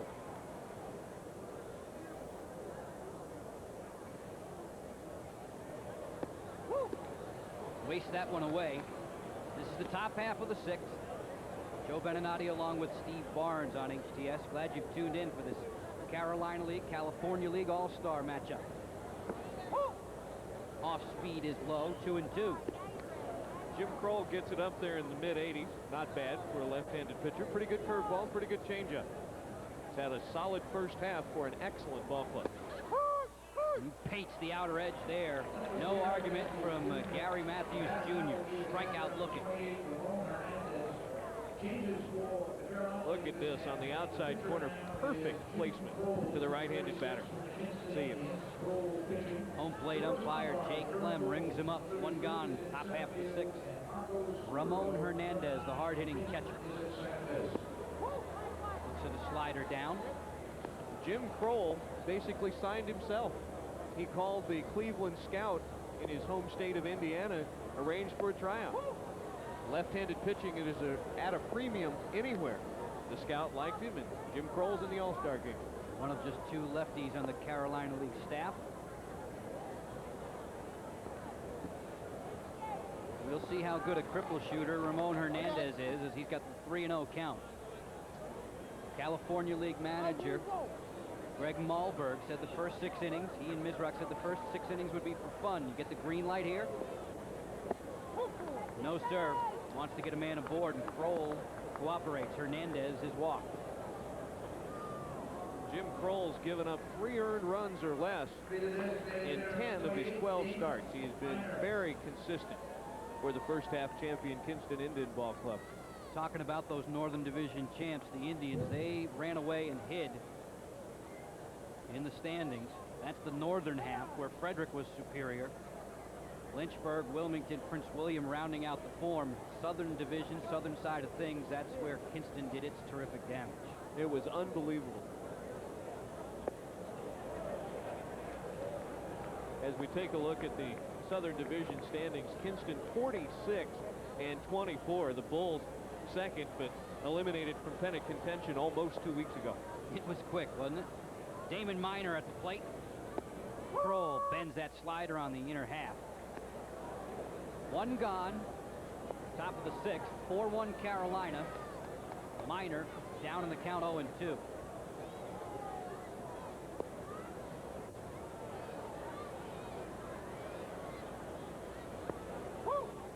Missing away as Ramon Hernandez is aboard at first base on the base on ball. Damon Miner has done something that most professional players have not. He has a home run in the College World Series, helping the Sooners to the national championship back in '94. Boomer Sooner at Oklahoma. Miner swung over the top of that breaking ball. Hit by a pitch, struck out, and he's recorded again. Another K. Jim Kroll will come right after you, particularly against left-handed batters.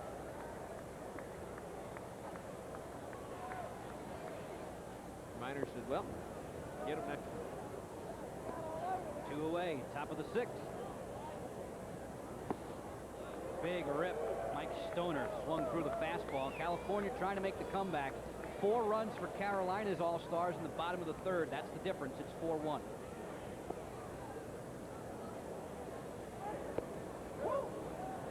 Mike Stoner making a homecoming of sorts. Played collegiately at the University of North Carolina, just down the road about 10 miles in Chapel Hill.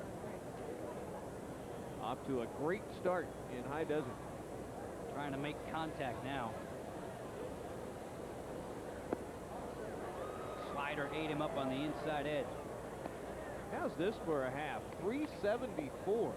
That is unbelievable. Leads the league with 107 hits. How's this for the 5, 6, 7 hitters in the California lineup? They're 0 for 6 with 6 strikeouts. Yeah. Kroll trying to run that one away. Stoner wouldn't bite. Arizona Diamondbacks signed him as a free agent after the ACC tournament last year. Stoner was a 5th-year senior with the Tar Heels, so he could sign before the draft, and he did. Quite a hitting club in High Desert. Stoner gets nothing there. Kroll blows him away. Another strikeout for the Carolina All-Stars. 5.5 complete. Carolina by 3 on HDS. Bucky Waters here with Carolina manager John Misrock. John, from Punxsutawney, Pennsylvania, Chuck Daly's hometown. He spent some time with me here in Durham at Duke. Did you know him? No, I didn't, but I told you he coached my father in high school at Punxsutawney in 1953 or something like that. It was a little bit before my time, but he's a legend back there, and he gets back quite a bit still, off and on. You're trying to go back-to-back with Wilmington in the Carolina League. Your chances? We've narrowed down to we got a half a season to win some and get in the playoffs, but we've had some young guys who I hope to get better the second half, and we'll see what happens. You got a 4-1 pad right here, but you're going to try to win the game, or you're going to try to play everybody? We're going to do both. We got 3 pretty good relievers left over, and we can shut them down 1 inning at a time for all 3 of those guys, and I like our chances. The guy caught in the bigs, he can do it. Joe? Bucky, thanks a lot. We take a look at a new pitcher, Steve on the hill for the California League. Mick Fieldbinder is on. Big fellow out of the University of Montevallo, just south of Birmingham, Alabama. We've had a new pitcher every inning so far, as you see the numbers. No one count.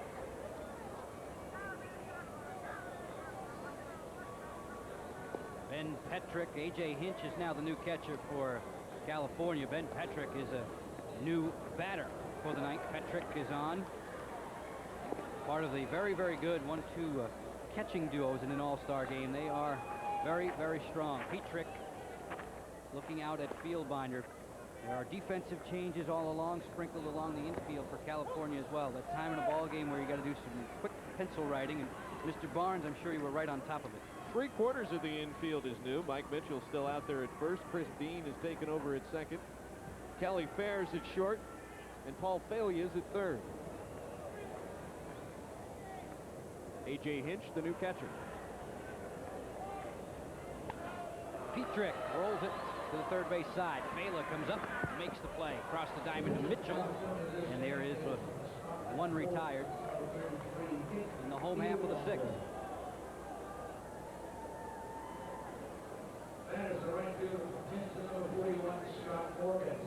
Morgan's turn to the plate. Carolina broke it open with a 4-run third. Morgan was not a part of that. He has not been a part of any of the offense. He'd like to change that.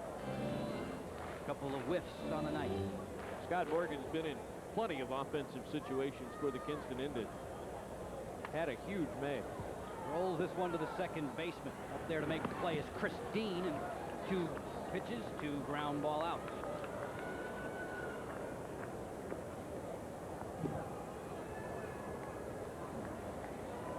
Third baseman, Winston-Salem Bulldogs, 35, Carlos Lee. Carlos Lee will make another plate appearance.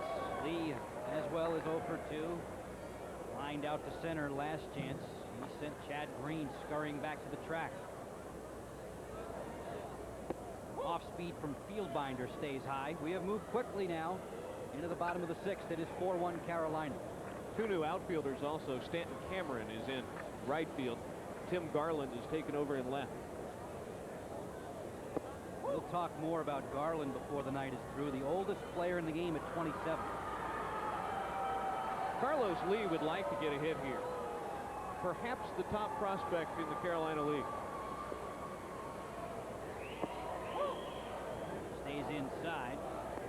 Has 85 hits to lead the league, playing for the Winston-Salem Warthogs, affiliated with the White Sox. One of the top prospects in the Chicago organization. All around solid prospect.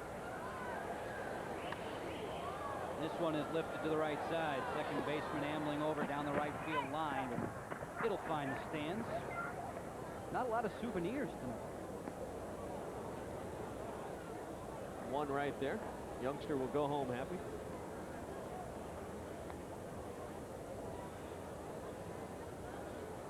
Nick Fieldbinder with the 4th best earned run average in the California League at 292. Tied for second in wins with 8. The 6th California League hurler. Fouled off the Modesto A's. Many teams in the American League have used the California League future stars very, very well, and here's just a couple of them. Mark McGuire, a big bash man. Unbelievable what he's done in the big league. I recognize a guy named Canseco on the far left there. Plenty of great players have come through the A-League level, and they've moved along swiftly to the majors. In fact, 4 guys who played in this game last year are now in the majors, or were at the start of the campaign. 2-2, 2 out, bottom half of the 6th. 4-1 Carolina. Carlos Lee awaits Mick Fieldbinder's pitch. Worked out much better for Fieldbinder. That's the end of 6. California. Stockton, part of that league, but right now they need some runs to get back in the contest. We'll have plenty more. Stick around. Scoring in this game has slowed down considerably. No runs since the bottom half of the 3rd. 4-1 Carolina in front on HDS as we go to the top of the 7th. Another new hurler. Get a look at the left fielder first. The winner of the home run hitting contest before the game, Kinston outfielder Danny People. There you see the new pitcher, Prince William left-hander Armando Almanza.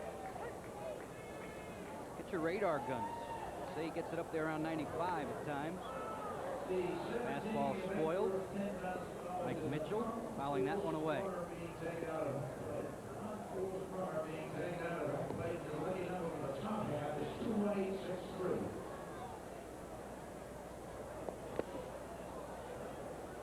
Fastball foul tipped into the glove of the new catcher Petrick. Prince William Cannon's affiliated with the Cardinal. First year of that affiliation. Almanza started the year as the setup man. Almanza thought he had that one. Recorded his first save on tax day. He's blown 1 during this first half. He's been very consistent for that ball club. Off speed, nubbed foul. Count remains 1-2. Nobody out. This is the top of the 7th. Cannons finished last in the Northern Division in the first half at 30-39. Had some injury problems early, and they'll make a run at the second half, so all you Cardinal fans out there, don't worry about it. 14.5 games off the pace. Count evens at 2. There is Mike Mitchell. Mike Mitchell trying to put the ball in play. He's been a strikeout victim his first 2 trips.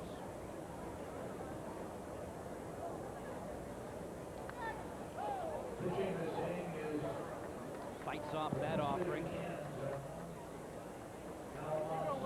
Almanza, 24 years old, from El Paso. Drafted in the 21st round back in '93 out of New Mexico Junior College.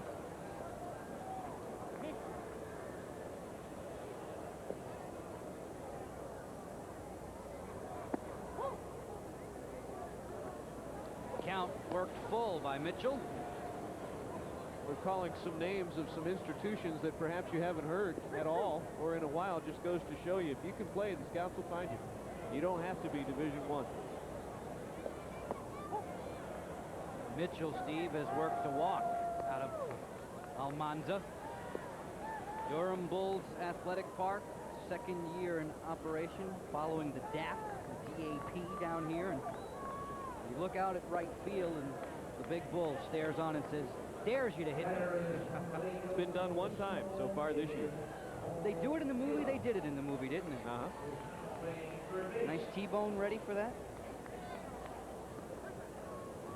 This bull is much bigger than the bull that was used in the movie. This ballpark is much bigger. The old bull has been retired to the Hall of Fame out on the concourse level. We tried to bring him over here and put him up, but he just wouldn't fit. He was too small. Excuse me, Steve. I'd like to see him start snorting. Paul Fela is the new batter. His first trip. Right back to the originator. Could be 2. Indeed. 1-6-3 on the double play. Key there is for the pitcher to whirl to second and make a good throw. And once Almanza did that, as we see right here, Fela hits it right back to him. See the step, he'll take an extra step, perfect throw. Leads DeRosa perfectly, double play. DeRosa smooth across the bag at first. Plenty of time to get the runner. Some fancy footwork at second base, don't they? Almanza. Pitch up high. You heard it hit off the bat. Chris Dean, the batter. Here it comes. Heads up, Chris. Check the bridge work. Wow. Visitors half of the 7th, 4-1 Carolina, the host of this second annual California Carolina League All-Star Game. Chris Dean with his first plate appearance. And as with all of these hitters, seemingly in this game tonight, Steve, impressive numbers across the board.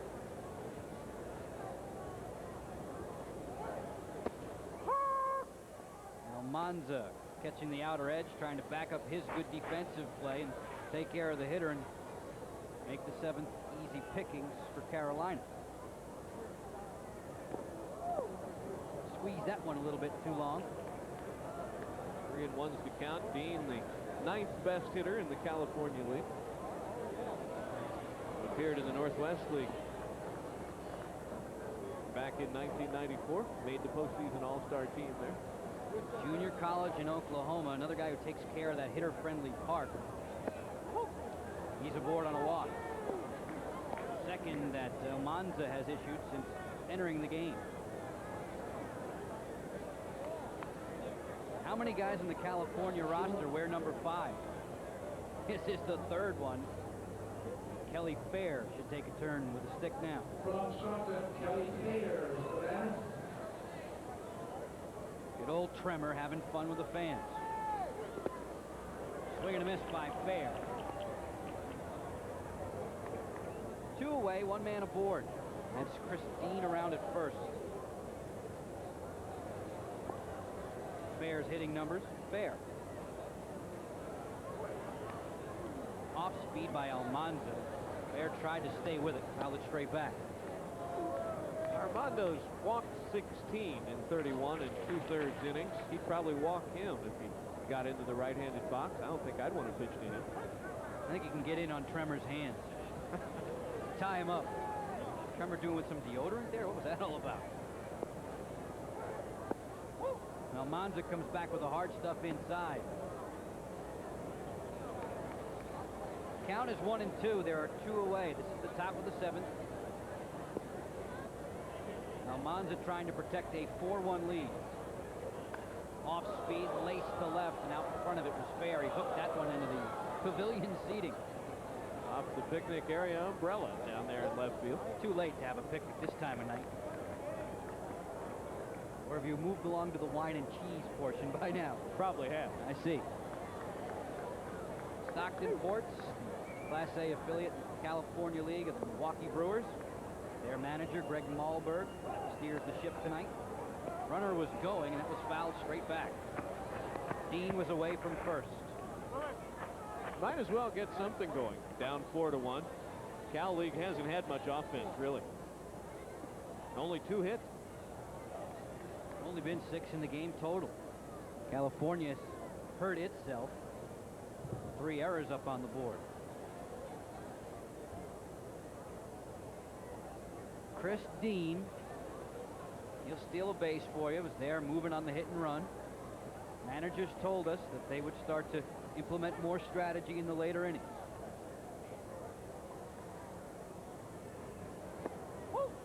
Almanza having difficulties with finding the strike zone against the Stockton hitter. And speaking of the Stockton Ports, they too have had major league graduates move swiftly through the ranks. Pat Listash and a very highly heralded, very well paid slugger named Gary Sheffield. This is a base hit to left. Past the diving shortstop. Dean moves up to second, and there are 2 aboard with 2 away. Speaking of Stockton, here's Chad Green. There's the replay. Look at the location here. Down and into the right-handed batter. Fair just went with it, hit it to left. Past the diving DeRosa at short. DeRosa and Scudero now, the DP combination up the middle. Ben Petrick is behind the plate. Armando Almanza, Prince William, is on the hill. 2 aboard and 2 away. This one's lifted down the right field line. Long run, and nobody will get there. Stockton Ports have been good for a long time. Milwaukee's had an excellent record in the minor leagues, hasn't necessarily translated to the big league level, but this is where it all starts for the Brewers organization. Stockton is a perennial playoff team out in the California League. And Stockton is where it starts. Double-A is in El Paso, Texas. Chad Green hoping that's his next port of call. El Paso is port? No. Heck am I saying? Sorry about that. Can we erase the tape on that? New Orleans is. It's too bad they're no longer affiliated with Milwaukee. They traded this year with Houston. AAA's in Tucson, I believe. Good heat. Mustard on that fastball.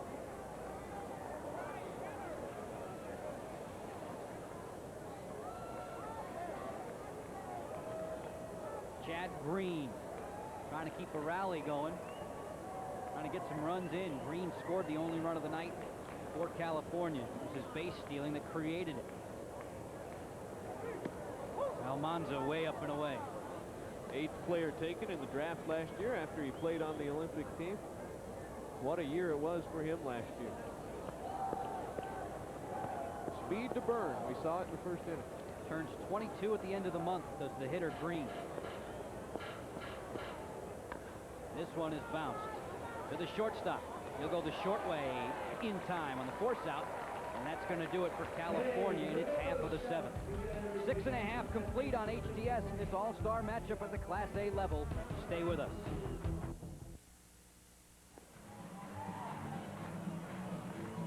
Bucky Waters with Gary Matthews Jr. Carolina with a 4-1 lead in the 7th inning stretch, and it could have been a lot worse, but this young man made a spectacular catch off the right field wall. We can't see it now, Gary, but talk us through it. Well, actually, it was a deep fly ball that I think left-handed hitter hit, went back on it, and I ended up getting back soon enough so I could make a play on it. Ended up making a great play. And it was a great play. Thanks, Rocky. A switch hitter over 300. Resembles his dad, many years with the Phillies, and that might have been just a great play for you. It reminded us a little bit. It was like Michael Jordan level. Thanks a lot. You're welcome. Very spectacular. Joe? Bucky, thanks. It sure was. And off the bat of Adam Johnson. New pitcher on for the California League. Jeff Williams' turn. We were talking about the Olympics with regard to Chad Green. This fellow pitched for the Australian Olympic team last year. There you see the numbers. Affiliated with the Los Angeles Dodgers, San Bernardino Stampede. 7 hits total between these two clubs in the game. 4-1, Carolina has the lead. This is Darren Stumberger making his 3rd appearance.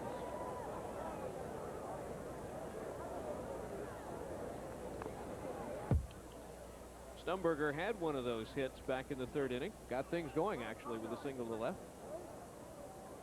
There is our scoreboard operator extraordinaire, Chris Himchek, out there hanging out behind the scoreboard. He has a good time out there. One of the best views in this ballpark. I know Stumberger can hit the ball hard, but the guy doesn't have to take cover at all times. He was protecting himself with that paneling out there in the scoreboard and left. He has a miniature gym out there behind the scoreboard. GYM gym? Keeps himself occupied. That's nice.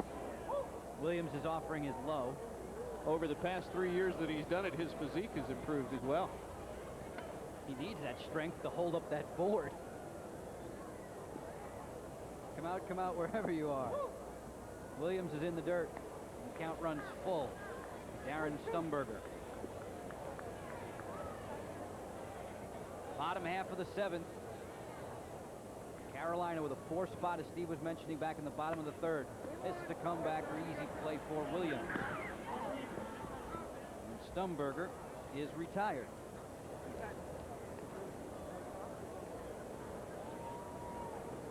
Time for a pinch hitter. John McDonald, another representative of the Kinston Indians. I know we were trying to do our homework earlier, Steve, and count them up. Quite a bit of Indians and sprinkled throughout this lineup. 8 of them, to be exact. That would be quite a bit. John McDonald doesn't have to hit. He's an excellent shortstop. In a lineup like this, it doesn't matter if he hits. Manager for the Carolina All-Stars, Mizrak, said he will make the spectacular play, but what should impress you most is a gun of an arm. He is outstanding in short. Good look at Jeff Williams. Throwing that one right by McDonald. Even with all the big boppers in the game tonight, we expected the pitchers to do well, and they have. Part of being a successful hitter is seeing the same pitcher more than once, and that hasn't happened tonight. They've had to adjust to somebody new every time up. Not just somebody new, but somebody new and somebody good. Big swing and a miss there for McDonald. Saw Williams hit his spot pretty well, too. A.J. Hinch signaled for the pitch he wanted. I think the Oakland A's have their catching position of the future pretty well in hand. A.J. Hinch and Ramon Hernandez, who started things tonight, both A's property. This one's laced to center, and it will fall. A base hit for John McDonald in his first plate appearance. And Carolina looks to start a 1-out rally, leading by 3. McDonald went to get a low pitch. He likes that. Played his college ball at Providence. George Lombard will step to the plate. One Durham Bull took over for another in center. Best year of George's career so far. Manager Paul Runge, who's a coach in this game, looks for him to be spectacular in the second half. Quite an athlete, too, Steve. A heck of a football player, I understand. Parade Magazine All-American in high school in Atlanta. Those folks who watched him play high school football claimed that he could have won the Heisman Trophy had he not signed with the Braves. Williams to Lombard. Williams won that battle. He was going to the University of Georgia, but Atlanta gave him 400,000 plus reasons not to. That's one reason to run away from the hedges instead of run between them. Sliced foul, and the count will move to 1-2. It was a tough decision for George Lombard. He had committed to Georgia and Ray Goff to play football. He was on his senior class trip in Hawaii when he signed his contract. That's the way to do it. You're going to celebrate. Slider fools Lombard. He'll pace his way back to the dugout, a strikeout victim. Williams, you talk about movement on all the pitches, and we'll see good movement here. Lombard usually hits left-handers pretty well. Overmatched on that one. Big breaking curveball. Marco Scudero's turn. John McDonald to a lead from first. There are 2 away. This is the bottom half of the 7th. Carolina leads this All-Star game at the Class A level. 4-1. Scudero drives this one to right, on the run to make the play. Stanton Cameron's first chance of the evening. That'll retire the side. 4-1 Carolina. We've got plenty more coming up on HDS. Don't you move. Bucky Waters here with Jeff Williams, who pitched for Australia in the Olympics in '96. First year as a pro. Your thoughts and impressions of North Carolina? Like it. Used to the hot weather. Lived in Louisiana for a while, and so I'm used to the humidity.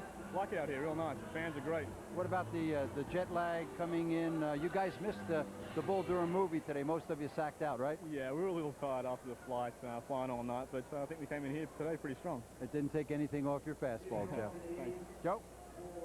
Bucky, thanks. Nice job. Get a look at another new pitcher for Carolina, Joe Miskevish. No stranger to All-Star games. Joe has a little bit of a phobia about All-Star games.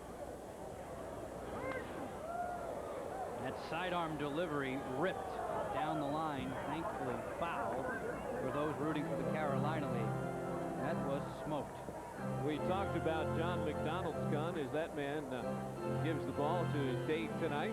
There's John McDonald. We'll get to see his arm as he takes over for Mark DeRosa at short. First plate appearance for Stanton Cameron. Took over in right. Gary Matthews Jr. Joe Miskevish was a member of the 1995 South Atlantic League All-Star team, and he hurt his elbow in the game after saving 20 in the first half, and he missed the rest of the year. He wasn't quite sure about this All-Star game. That one's gobbled up by Ben Petrick. Strange arm angle, that delivery, and again, something different. We were talking about the screwballing left-hander we saw earlier. And you don't, I'm sure, see very many who come submarine or sidearm like this. Nope, only one in the league. Miskevish. Buggy whips that one wide. Count is 2-1. If you're just joining us, Joe Beninati along with Steve Barnes on HTS. Top of the 8th. Pitch away. Bucky Waters has been the man with the inside track to the players at field level. Michael Curto joined us for the first half of the game. Sam Green, our director tonight. Bill Bell, our producer, a fine HTS crew in Durham. And that guy's been with us all night. What's his name? I don't have him in my program. Dinosaurs are big, aren't they? Just ask Steven Spielberg. The Lake Elsinore mascot. One aboard now, Miskevish from the stretch. That one's up and away.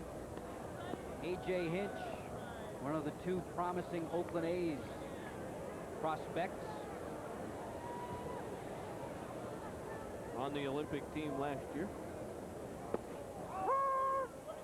Nice story, too. A guy who stayed in school.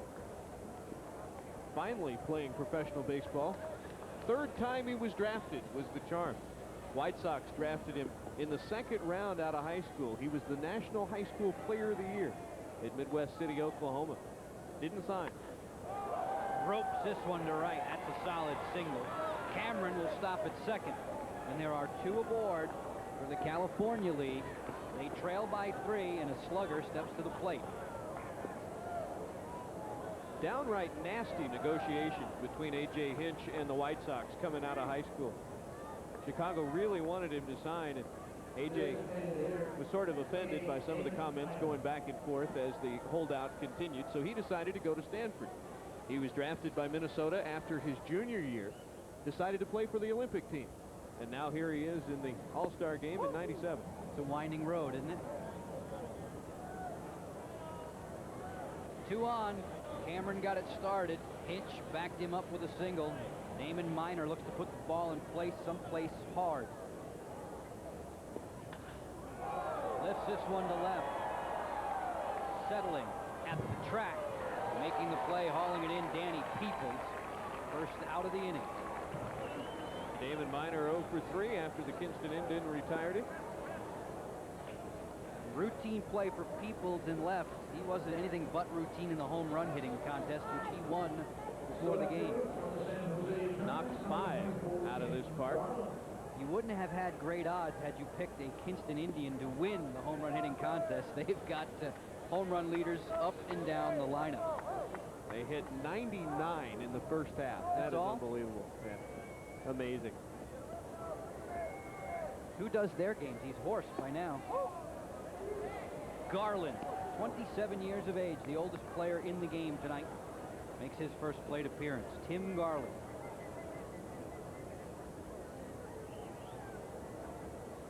Facing Joe Miskiewicz with 2 aboard. 1 away. This is the top half of the 8th. 4-1 Carolina. Miskiewicz just missed with a fastball.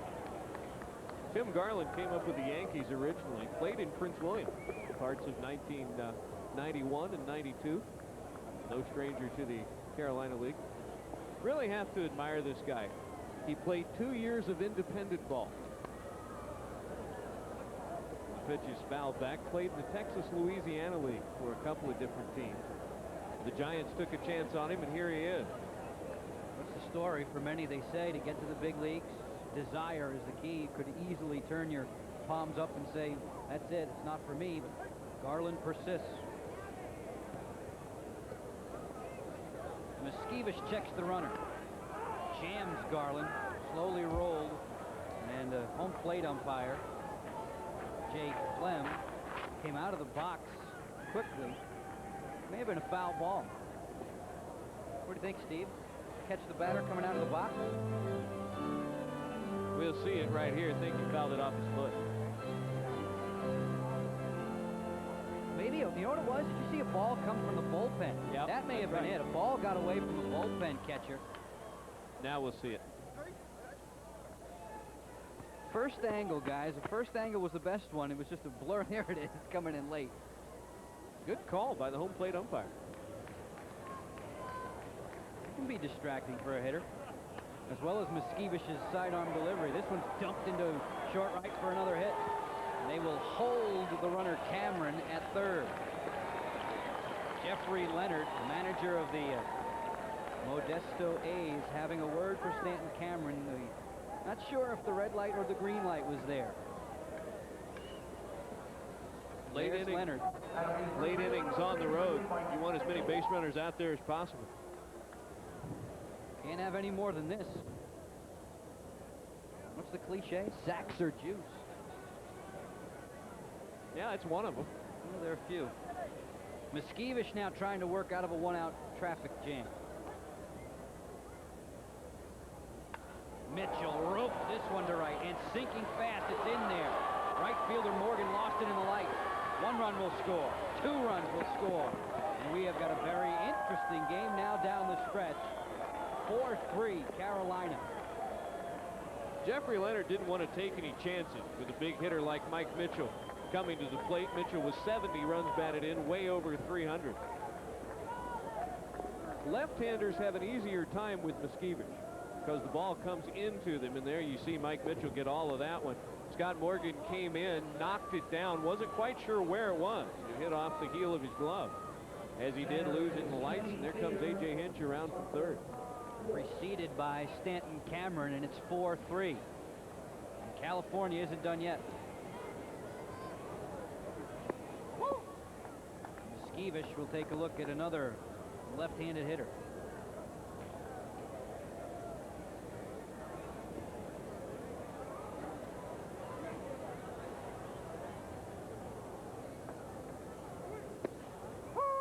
On the outer edge to Fela. We talked about his football skills earlier. Michael Curto and I did. Took some snaps at University of Notre Dame. Got to be pretty high profile on campus when you're doing that. There's the Carolina League All-Star closer, Scott Winchester. This one's lofted down the line and left. A long run. Will not be a fruitful one if it gets out of play. Quite a battle going on down there. That fella's happy, isn't he? bigger guy came away with the ball.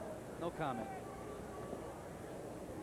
Going back to Scott Winchester, gee, what a shock. Kinston has the top closer in the league, too. 24 saves, if I'm not mistaken. He may get to, geez, he stays there, he may get to 50. Rest of the league hope he doesn't. Be a long year for Kinston's opposition. Miskevish.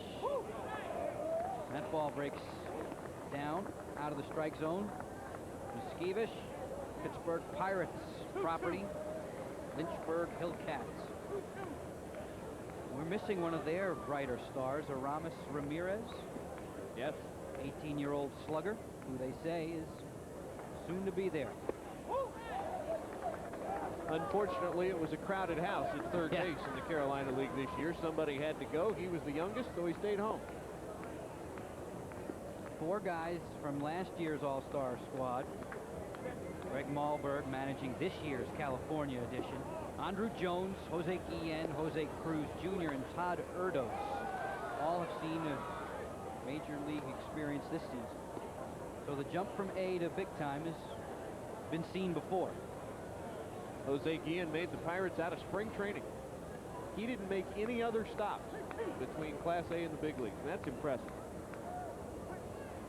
Big throwing arm, right? Cannon out in right field. Carolina League MVP last year. Miskevish. A foul ball. Bela spoiling that off.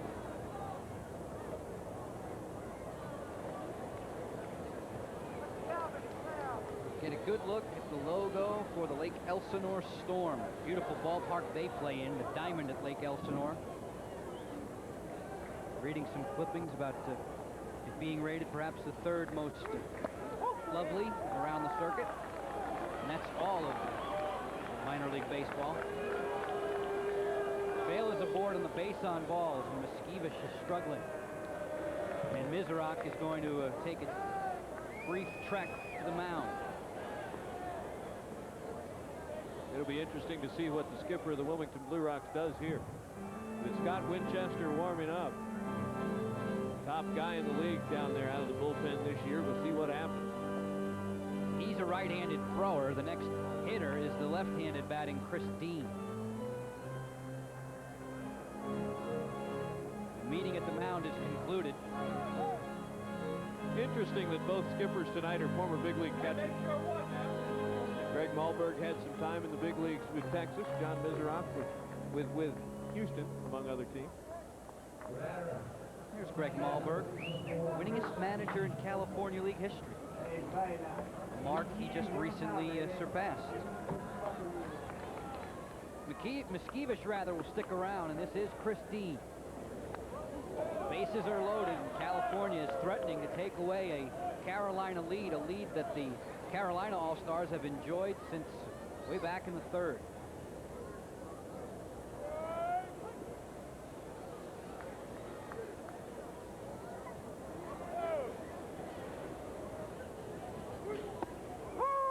Good pitch by Miskevish, tailed back on the inner half.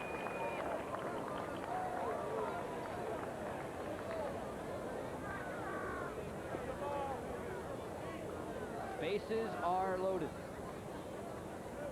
Mitchell hoping to bring home the lead run. He scored from second. Count remains 0-2. There's one away. This is the top half of the 8th.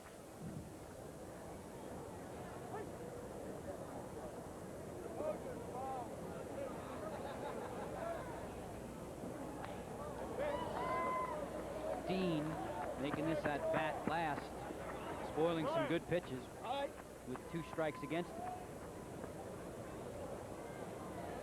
Miskevish has converted 16 of 19 saves. Only time he's blown a save, all 3 times against Wilmington. Came with the curve there, trying to go backdoor on the outer edge, just missed. Some groans from the fans here at the Durham Bulls Athletic Park. We're in Durham tonight. Carolina All-Stars leading the California League Class A All-Stars 4-3. Dean is battling. He sure is. He's fouling everything away. Hanging right in there against Miskevish. only allowed 4 earned runs in the first half. That's almost unbelievable. Steve and I have our anti-glare glasses on, as well as Christine at the plate. Anything for the sponsor, you know? That one runs away from the catcher, Patrick, sprinting home to the plate and crossing with the game-tying run. California has tied it up. Tim Garland racing home. We'll see if it's a wild pitch or a pass ball. There you get a look. Petrie couldn't stay with it. He's not used to catching Miskevish. And that's the thing. These battery mates are all new to each other, and Miskevish does come at you in a funny angle, and that ball really took off. We are dead even at 4 now. And the inning is not over yet. Everybody moved up, second and third. Swing and a miss. Dean will pace back to the players' bench. Record another K for Carolina.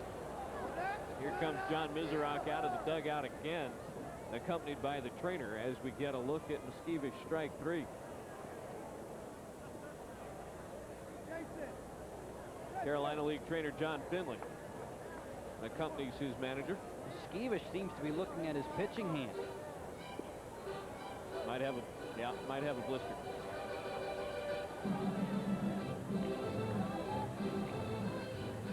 Whatever it is, it's not serious enough to warrant any further treatment. Just pacing around on the mound is Miskevish saying, hey, give me the ball, let's go. Slams the rosin down, still looking at that finger. California will send Kelly Fair to the plate. Runners on second and third. There are 2 away. It is a 4-4 game.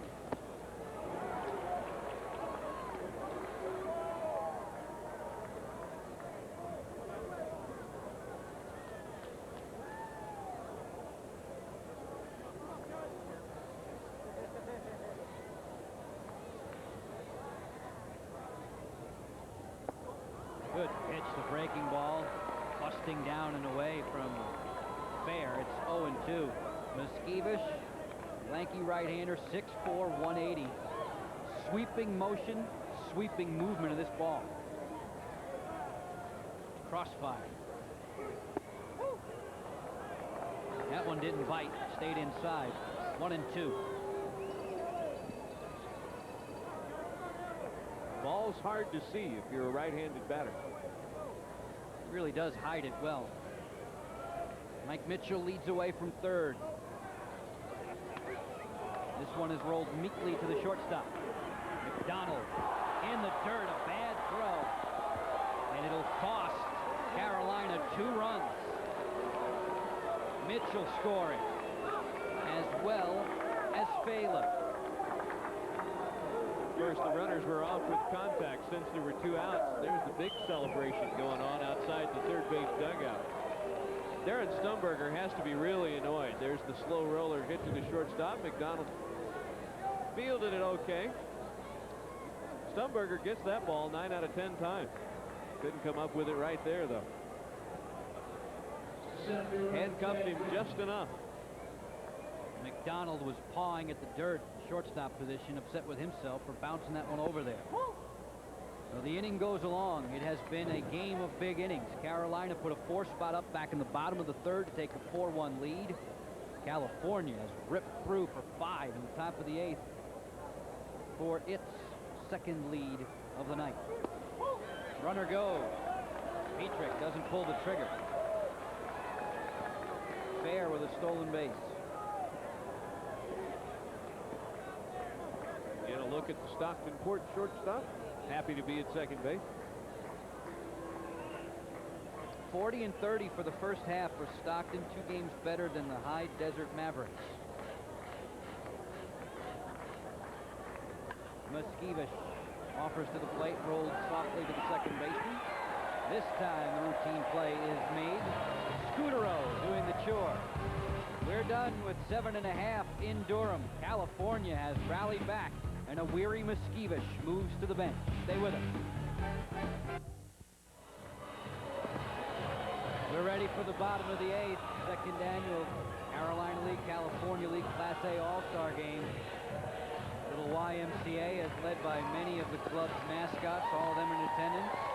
Mascots have to be great cheerleaders, and trust me, that group, waddling, walking, rolling its way off, is. Led by the home team mascot. Wooly Bully? Now this is Wooly Bull right there. Ah. There is a Wooly Bully, however, in the park. Here's our new pitcher. California League leader in wins. The record is quite impressive. Say so. From the Lancaster Jethawks, 22-year-old Rob Luce, drafted just last year in the 9th round out of UNLV. Russ Branyan steps to the plate. I'm sure Carolina League fans would rather he had a man on board. Perhaps with one swing of the bat he could tie it, but he'll lead things off in the bottom of the 8th. Luce used to be a closer with a record of 10-1. You know he's not that anymore. He is a regular starter for the Jethawks.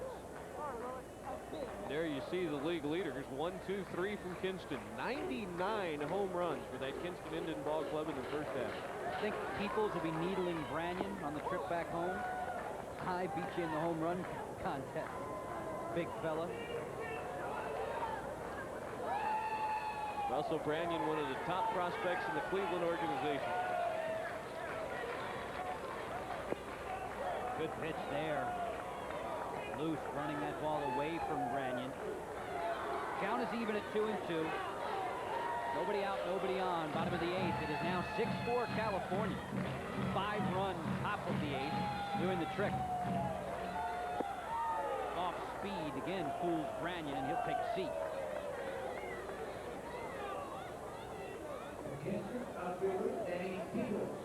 Russ not very happy by that at bat.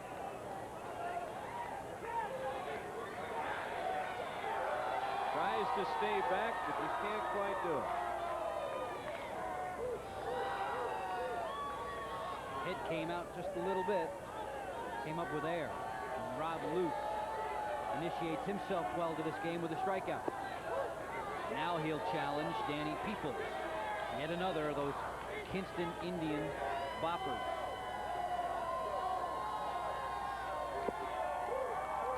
Down low. Indians' #1 pick last year out of University of Texas. Looking for a good pitch to hit here on a 2-0 count. That one stays inside.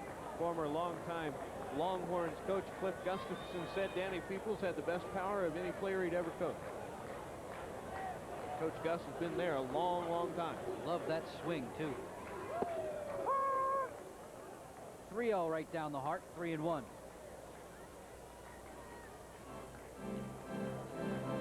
Peoples took over from Mark Quinn in the California left field. And from 3-0 down in the count, Luce has battled back to run it full. Danny Peoples has 19 home runs, and he missed almost 10 days in April with a badly bruised hand.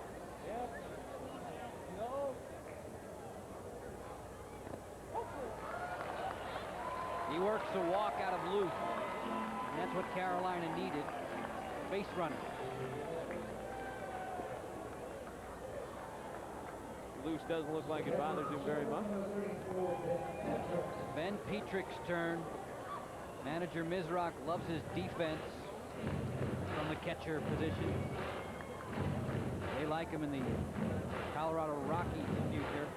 Right now, Mizrock and the Carolina League All-Stars need some O.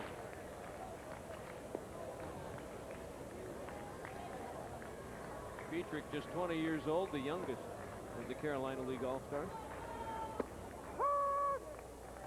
Slider catches a corner. They play him straight away and deep in the outfield. One man aboard, one man out. Bottom of the 8th. That one is roped towards the gap in left, and it will get through. One hops the wall. Rounding third, but being held is Peoples. So Petrick delivers the double. Peoples gets the congratulations at third. Second and third, one man away, and Carolina needs 2 to tie. Big Scott Morgan's coming to the plate. Petrick smacked it off the side of the blue monster. Watch this. He was all over this pitch. Up in the strike zone. He goes for a double. Carlin had to play the hop. Actually, Green played the hop. Center fielder.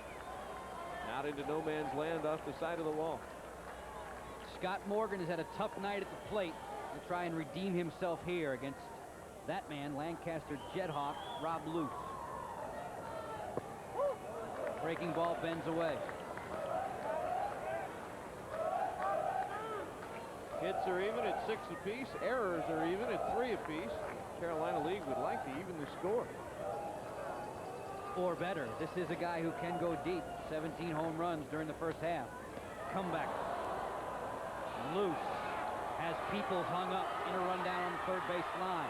Tagged him with the glove, but he didn't have the ball, so he's got to fire to Hinch to make the play.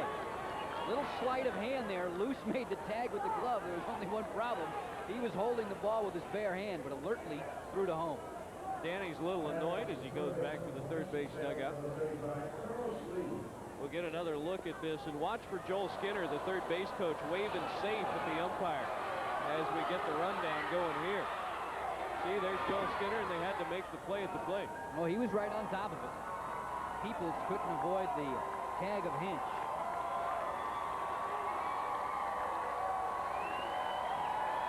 Petrick moves up to third. That is he. There are 2 gone in the bottom of the 8th. It is still 6-4. Carlos Lee's turn at the plate. Luce's slider bends away. It's 1-0. Carlos Lee's been in there all the way at third base tonight. Has the most hits in the Carolina League. Now it'd be a good time for his first one tonight. That fastball stays down. It's been a fun game. Plenty of people to thank, helping us put together our homework. Thanks to Bob Fachet of the Washington Post, Matt Noble and Frederick, Jim McHugh of the California League, a couple of guys you know, Tony Winslow and Scott Stevens right here. Ball's fouled off. Ron Weber for his help as well with background. Getting prepared for this, the second annual Carolina California League Class A All-Star Game. Durham Bulls Athletic Park is the site in Durham tonight. It's been a good one. 6-4.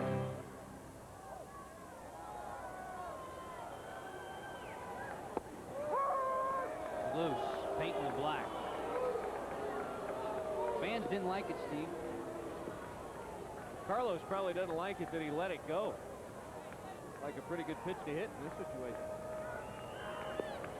2-2, 2 away, 2 on. This one's drilled to right. Sinking fast and in there. 1 run will score. Petrick is across. Relay comes in, and the inning is still alive with 6-5. That's classic Carlos Lee right there. Took the outside pitch to the opposite field. Something that you don't see young hitters do very often. Here you get a look at the loose delivery. Now look at that. On the outer half of the plate, Lee just went with it and dumped it in there. Cameron over there to make the play. He won't have a play at the plate. Petrick scores easily. Darren Stumberger, who's been in there all the way tonight at first base, will get a key at bat here. There are 2 men out, 2 men aboard, runners at the corners, 6-5 California. Stumberger waves at that loose slider.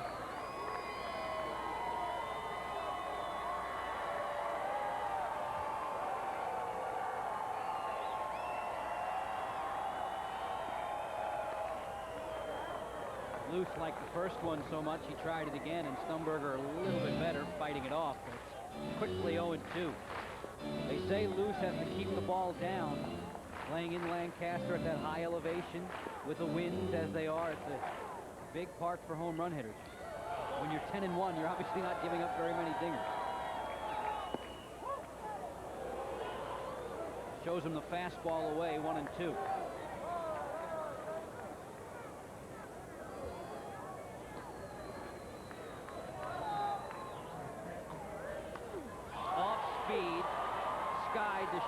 center. Coming in is Green, and the inning is over. A rally for Carolina comes up a buck short. We'll go to the ninth, 6-5 for a happy California bunch. It's 6-5 California, top of the ninth. Russ Branyan with me, the leading home run hitter in the Carolina League. He's 1 for 4 tonight, 2 RBIs, and he will hit 4th in the bottom of the ninth. We think he's going to have at least one more big swing. You've already proven terrific power. You're leading the Carolina League. Over the last 3 years, you've led the minors in home runs. Power's there. What's it going to take for you to get to the bigs, Russ? What it's going to take for me is to let my power come into play, dropping the head of the bat on the ball, and going from there, cutting down on my strikeouts, putting the ball in play, and then I'll have a shot. All right, you're going to have one more swat. You're going to concentrate on all those things? I'm gonna put together a good at bat this next time and bring home a victory for this hometown crowd. Carolina needs you. How's it feel playing in Durham from being from Kinston? Well, it feels kind of awkward because Durham is a rival, you know, it's a big-time rival. But you know, it's good for one. It's good for one game. They'll love you in the bottom of the ninth. Joe. Bucky, thanks. We're looking forward to that if Branyan does get a chance to take a swing. And his Kinston Indian reliever, closer, is on to slam the door in California's face. That's Scott Winchester. Those numbers speak for themselves. He's blown 2 saves all year. He's had a tremendous first half. Stanton Cameron at the plate. Cameron, a late addition to this all-star lineup. High Desert Mavericks. Used to play in the Carolina League. Here in '92, he played with the Frederick Keys in Maryland. Winchester downstairs. Winchester's going to nail me for this if I don't correct myself. 1 blown save. Closers are very, very specific that way, aren't they? 1 time, 23 of 24 save opportunity. Wouldn't want to cheat you, big fella.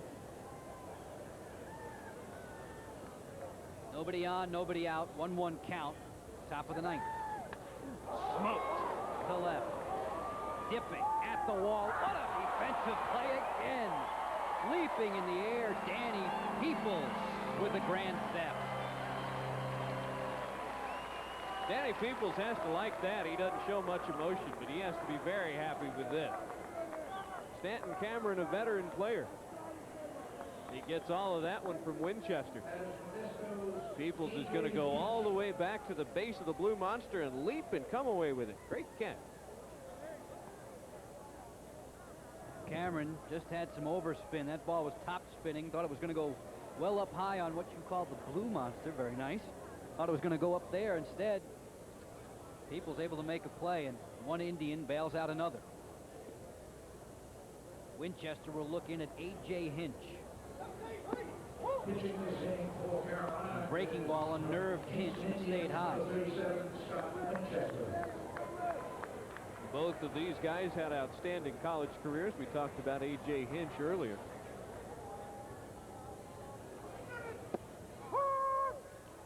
Fastball on the outer edge. Many closers will do this.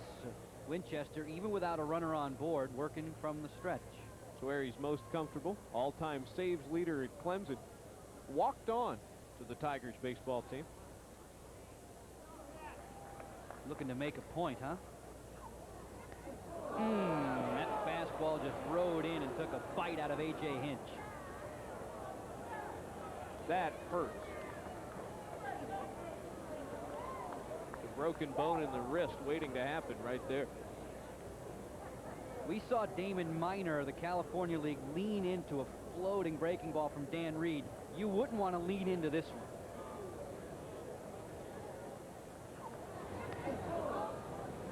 Great work by our audio guys. That hurt me up here. Sting. That'll be the designated hitter. Ow. For Bakersfield, Damon Minor. Tonight's attendance, 6,419. 6,419. Thanks for being with us. They've announced the attendance tonight for this All-Star Classic. 6,419 through the turnstiles. They've been entertained with a high-scoring, hard-fought game. 6-5 right now for California. Minor with a big hat. Nothing comes of it.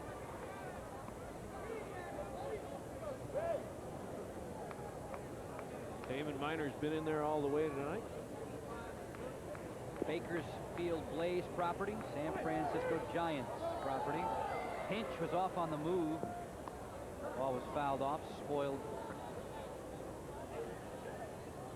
Here are the guys who lead in round trippers out west. Damon Miner right there on top of the heap. Travis Lee no longer there at High Desert. Interesting story there. Got loaned to the Milwaukee Brewers AAA affiliate. Tried to move him up in class. The Maverick, or rather the Diamondbacks, the Arizona Diamondbacks don't have a AA affiliate. Oh, good breaking ball there. An appeal to third. And Miner has been ruled to swing through that. And it's a strikeout for Winchester. John Bennett made the right call right there, as you can see. No way to hide on the replay. Good pitch. Winchester slider. Late breaking and downright nasty.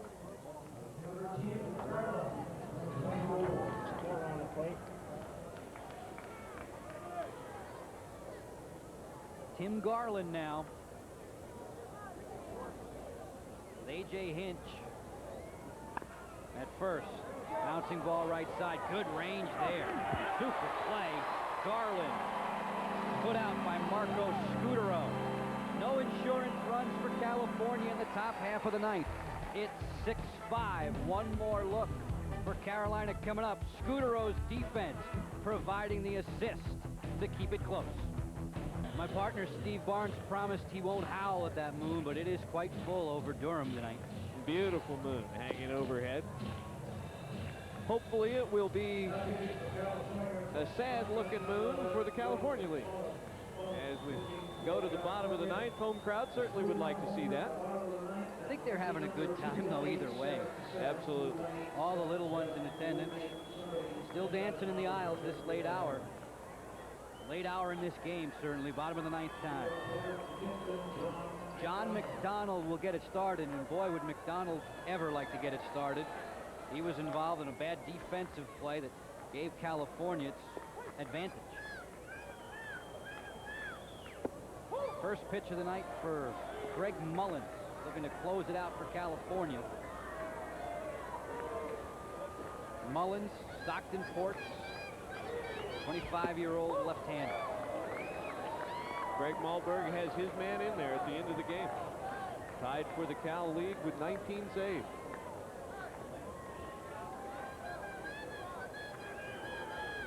On its way. Right in there. 6 runs, 6 hits, 3 errors for California. 5 runs, 7 hits, 3 errors for Carolina. Mullins battles back on McDonald. Kubenka and Mullins both on this club, both now have performed tonight.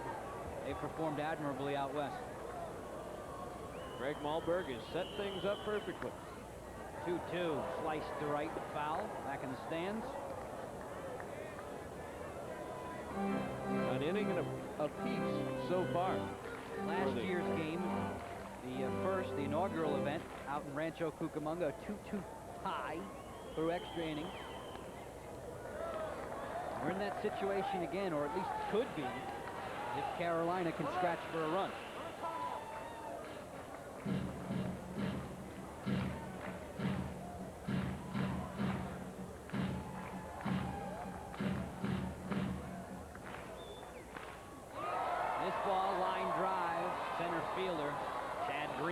Over to make the play, and McDonald is retired.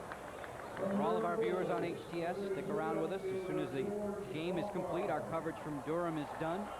Fox Sports News rolls along. Greg Mullins nodding his head to A.J. Hinch, his battery mate, as the California All-Stars are 2 outs away.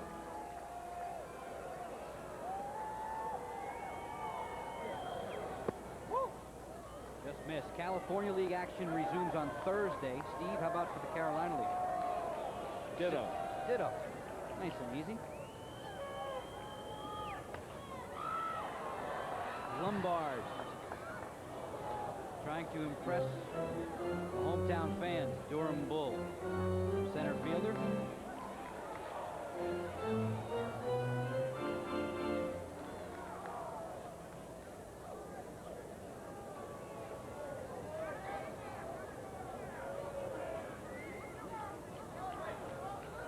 Mullins shaking off some signs. Now he's ready. Slider bends low.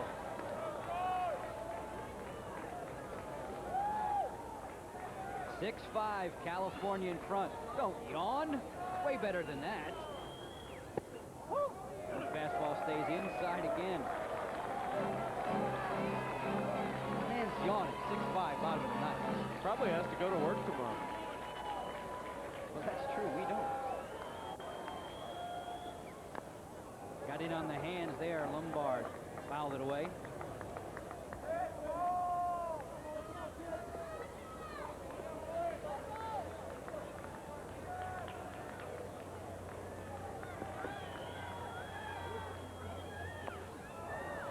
The battle continues.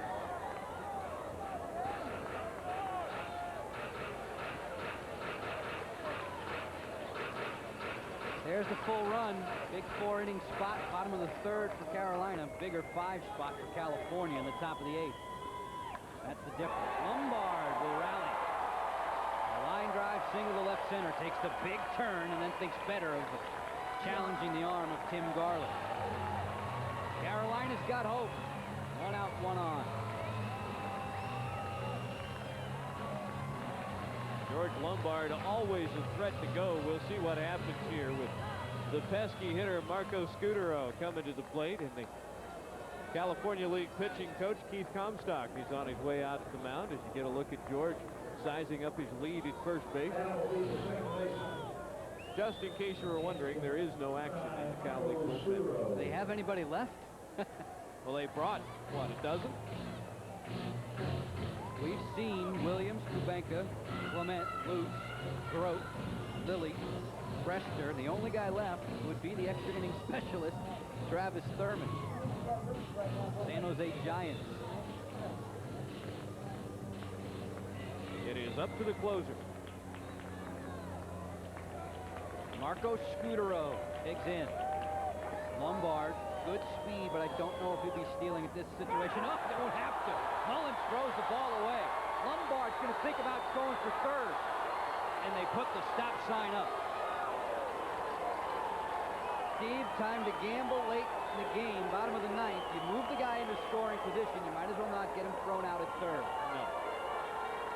No chance that Joel Skinner was going to do that at third base. No way. There you see the throw is high. Last thing Mullins wanted to do. Mitchell had no shot at that one. So Mullins' error, the error on the pitcher, puts himself and his California All-Star teammates in a predicament. Throw just sailed. No chance for Mitchell. Before anybody could get over there to back it up, Lombard, who can really pick him up and put him down, thought about going for third, but slammed on the brakes. Scutero can get this ball through the infield. We could have one heck of a race for the plate. Lombard has speed. And Russell Brannon's in the on-deck circle. Barring a line drive at someone, he will hit. Mullins shaves the outer edge. Scutero's already been to AAA 3 different times. They've had some guys hurt in Buffalo, and he's been the man called upon each time. Here are the particulars in this 6-5 game. Mullins jams Scutero. It will be a very tough play. Got him. Strong throwing arm. Kelly Fair. Excellent play right there. Scutero broke his bat. Fair had to come charging in. He knew he couldn't waste any time at all and gunned it over to first. There you see it, the little dribbler. Look at Fair coming in. Bang. Mullins did his job. He broke his bat. He broke the hitter's bat, and Fair did the rest. Charging that ball well and with a gun. Well, Steve, you can't have it turn out any better than this. 2 out. Brannon's up there, best power hitter in the Carolina League. One big swing, and it could all turn Carolina's way. Lombard leads off from third. Oh, what a rip there. Mullins got it by him. Well, Russell told Bucky Waters that he'd come up there. He'd get one more chance, and he'd see what he could do about winning the game. Said he was going to keep his discipline, not swing for the downs, make good contact, and let his power take over. Key chance, 2 away, bottom of the 9th. Mullins overmatching Branyan thus far. Just power against power right there, no fooling around.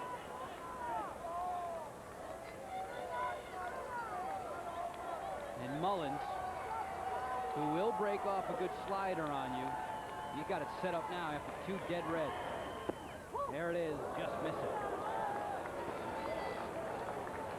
1 and 2, 2 men away, man on third. That is the tying run for the Carolina League All-Stars. We're in the bottom of the 9th. Durham Bulls rep George Lombard is the man who would very gleefully like to touch home now. Mullins got him with a breaking ball. Branyan comes up empty, and California hangs on. The nail biter. Mullins with an enthusiastic yeah for his teammates. 6-5. California is a winner tonight. It was a well-played ball game, Steve.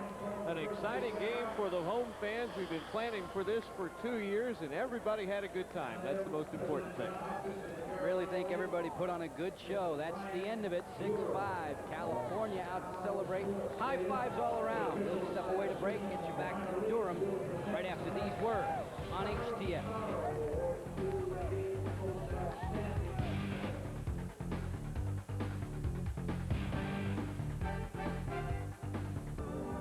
Well, there was plenty of gunpowder in the bats tonight for both of these clubs, the California League All-Stars, the Carolina League All-Stars. And fans here at the Durham Bulls Athletic Park, the house is dark, and they're about to be treated to some fireworks of the original variety that they blast off outside the Blue Monster in left field, and you can see the pretty spectacle that is. Joe Beninati along with Steve Barnes. Final tonight.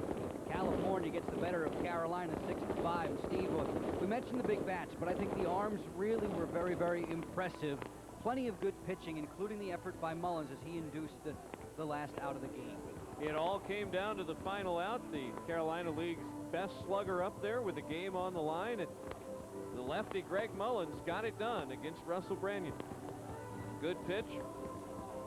Russ just missed it, and that was the ball game. Steve, in an all-star game like this, you're going to see the good pitching. You're going to see the good hitting as well. But we saw some outstanding defensive plays in the field, and perhaps none better than what Gary Matthews Jr. did early in the game off of Adam Johnson. Got a good beat on it, went all the way back, timed his leap perfectly. See that guy up there? He wanted a souvenir. Gary Matthews said, no, I don't think so. I'm keeping this one for myself.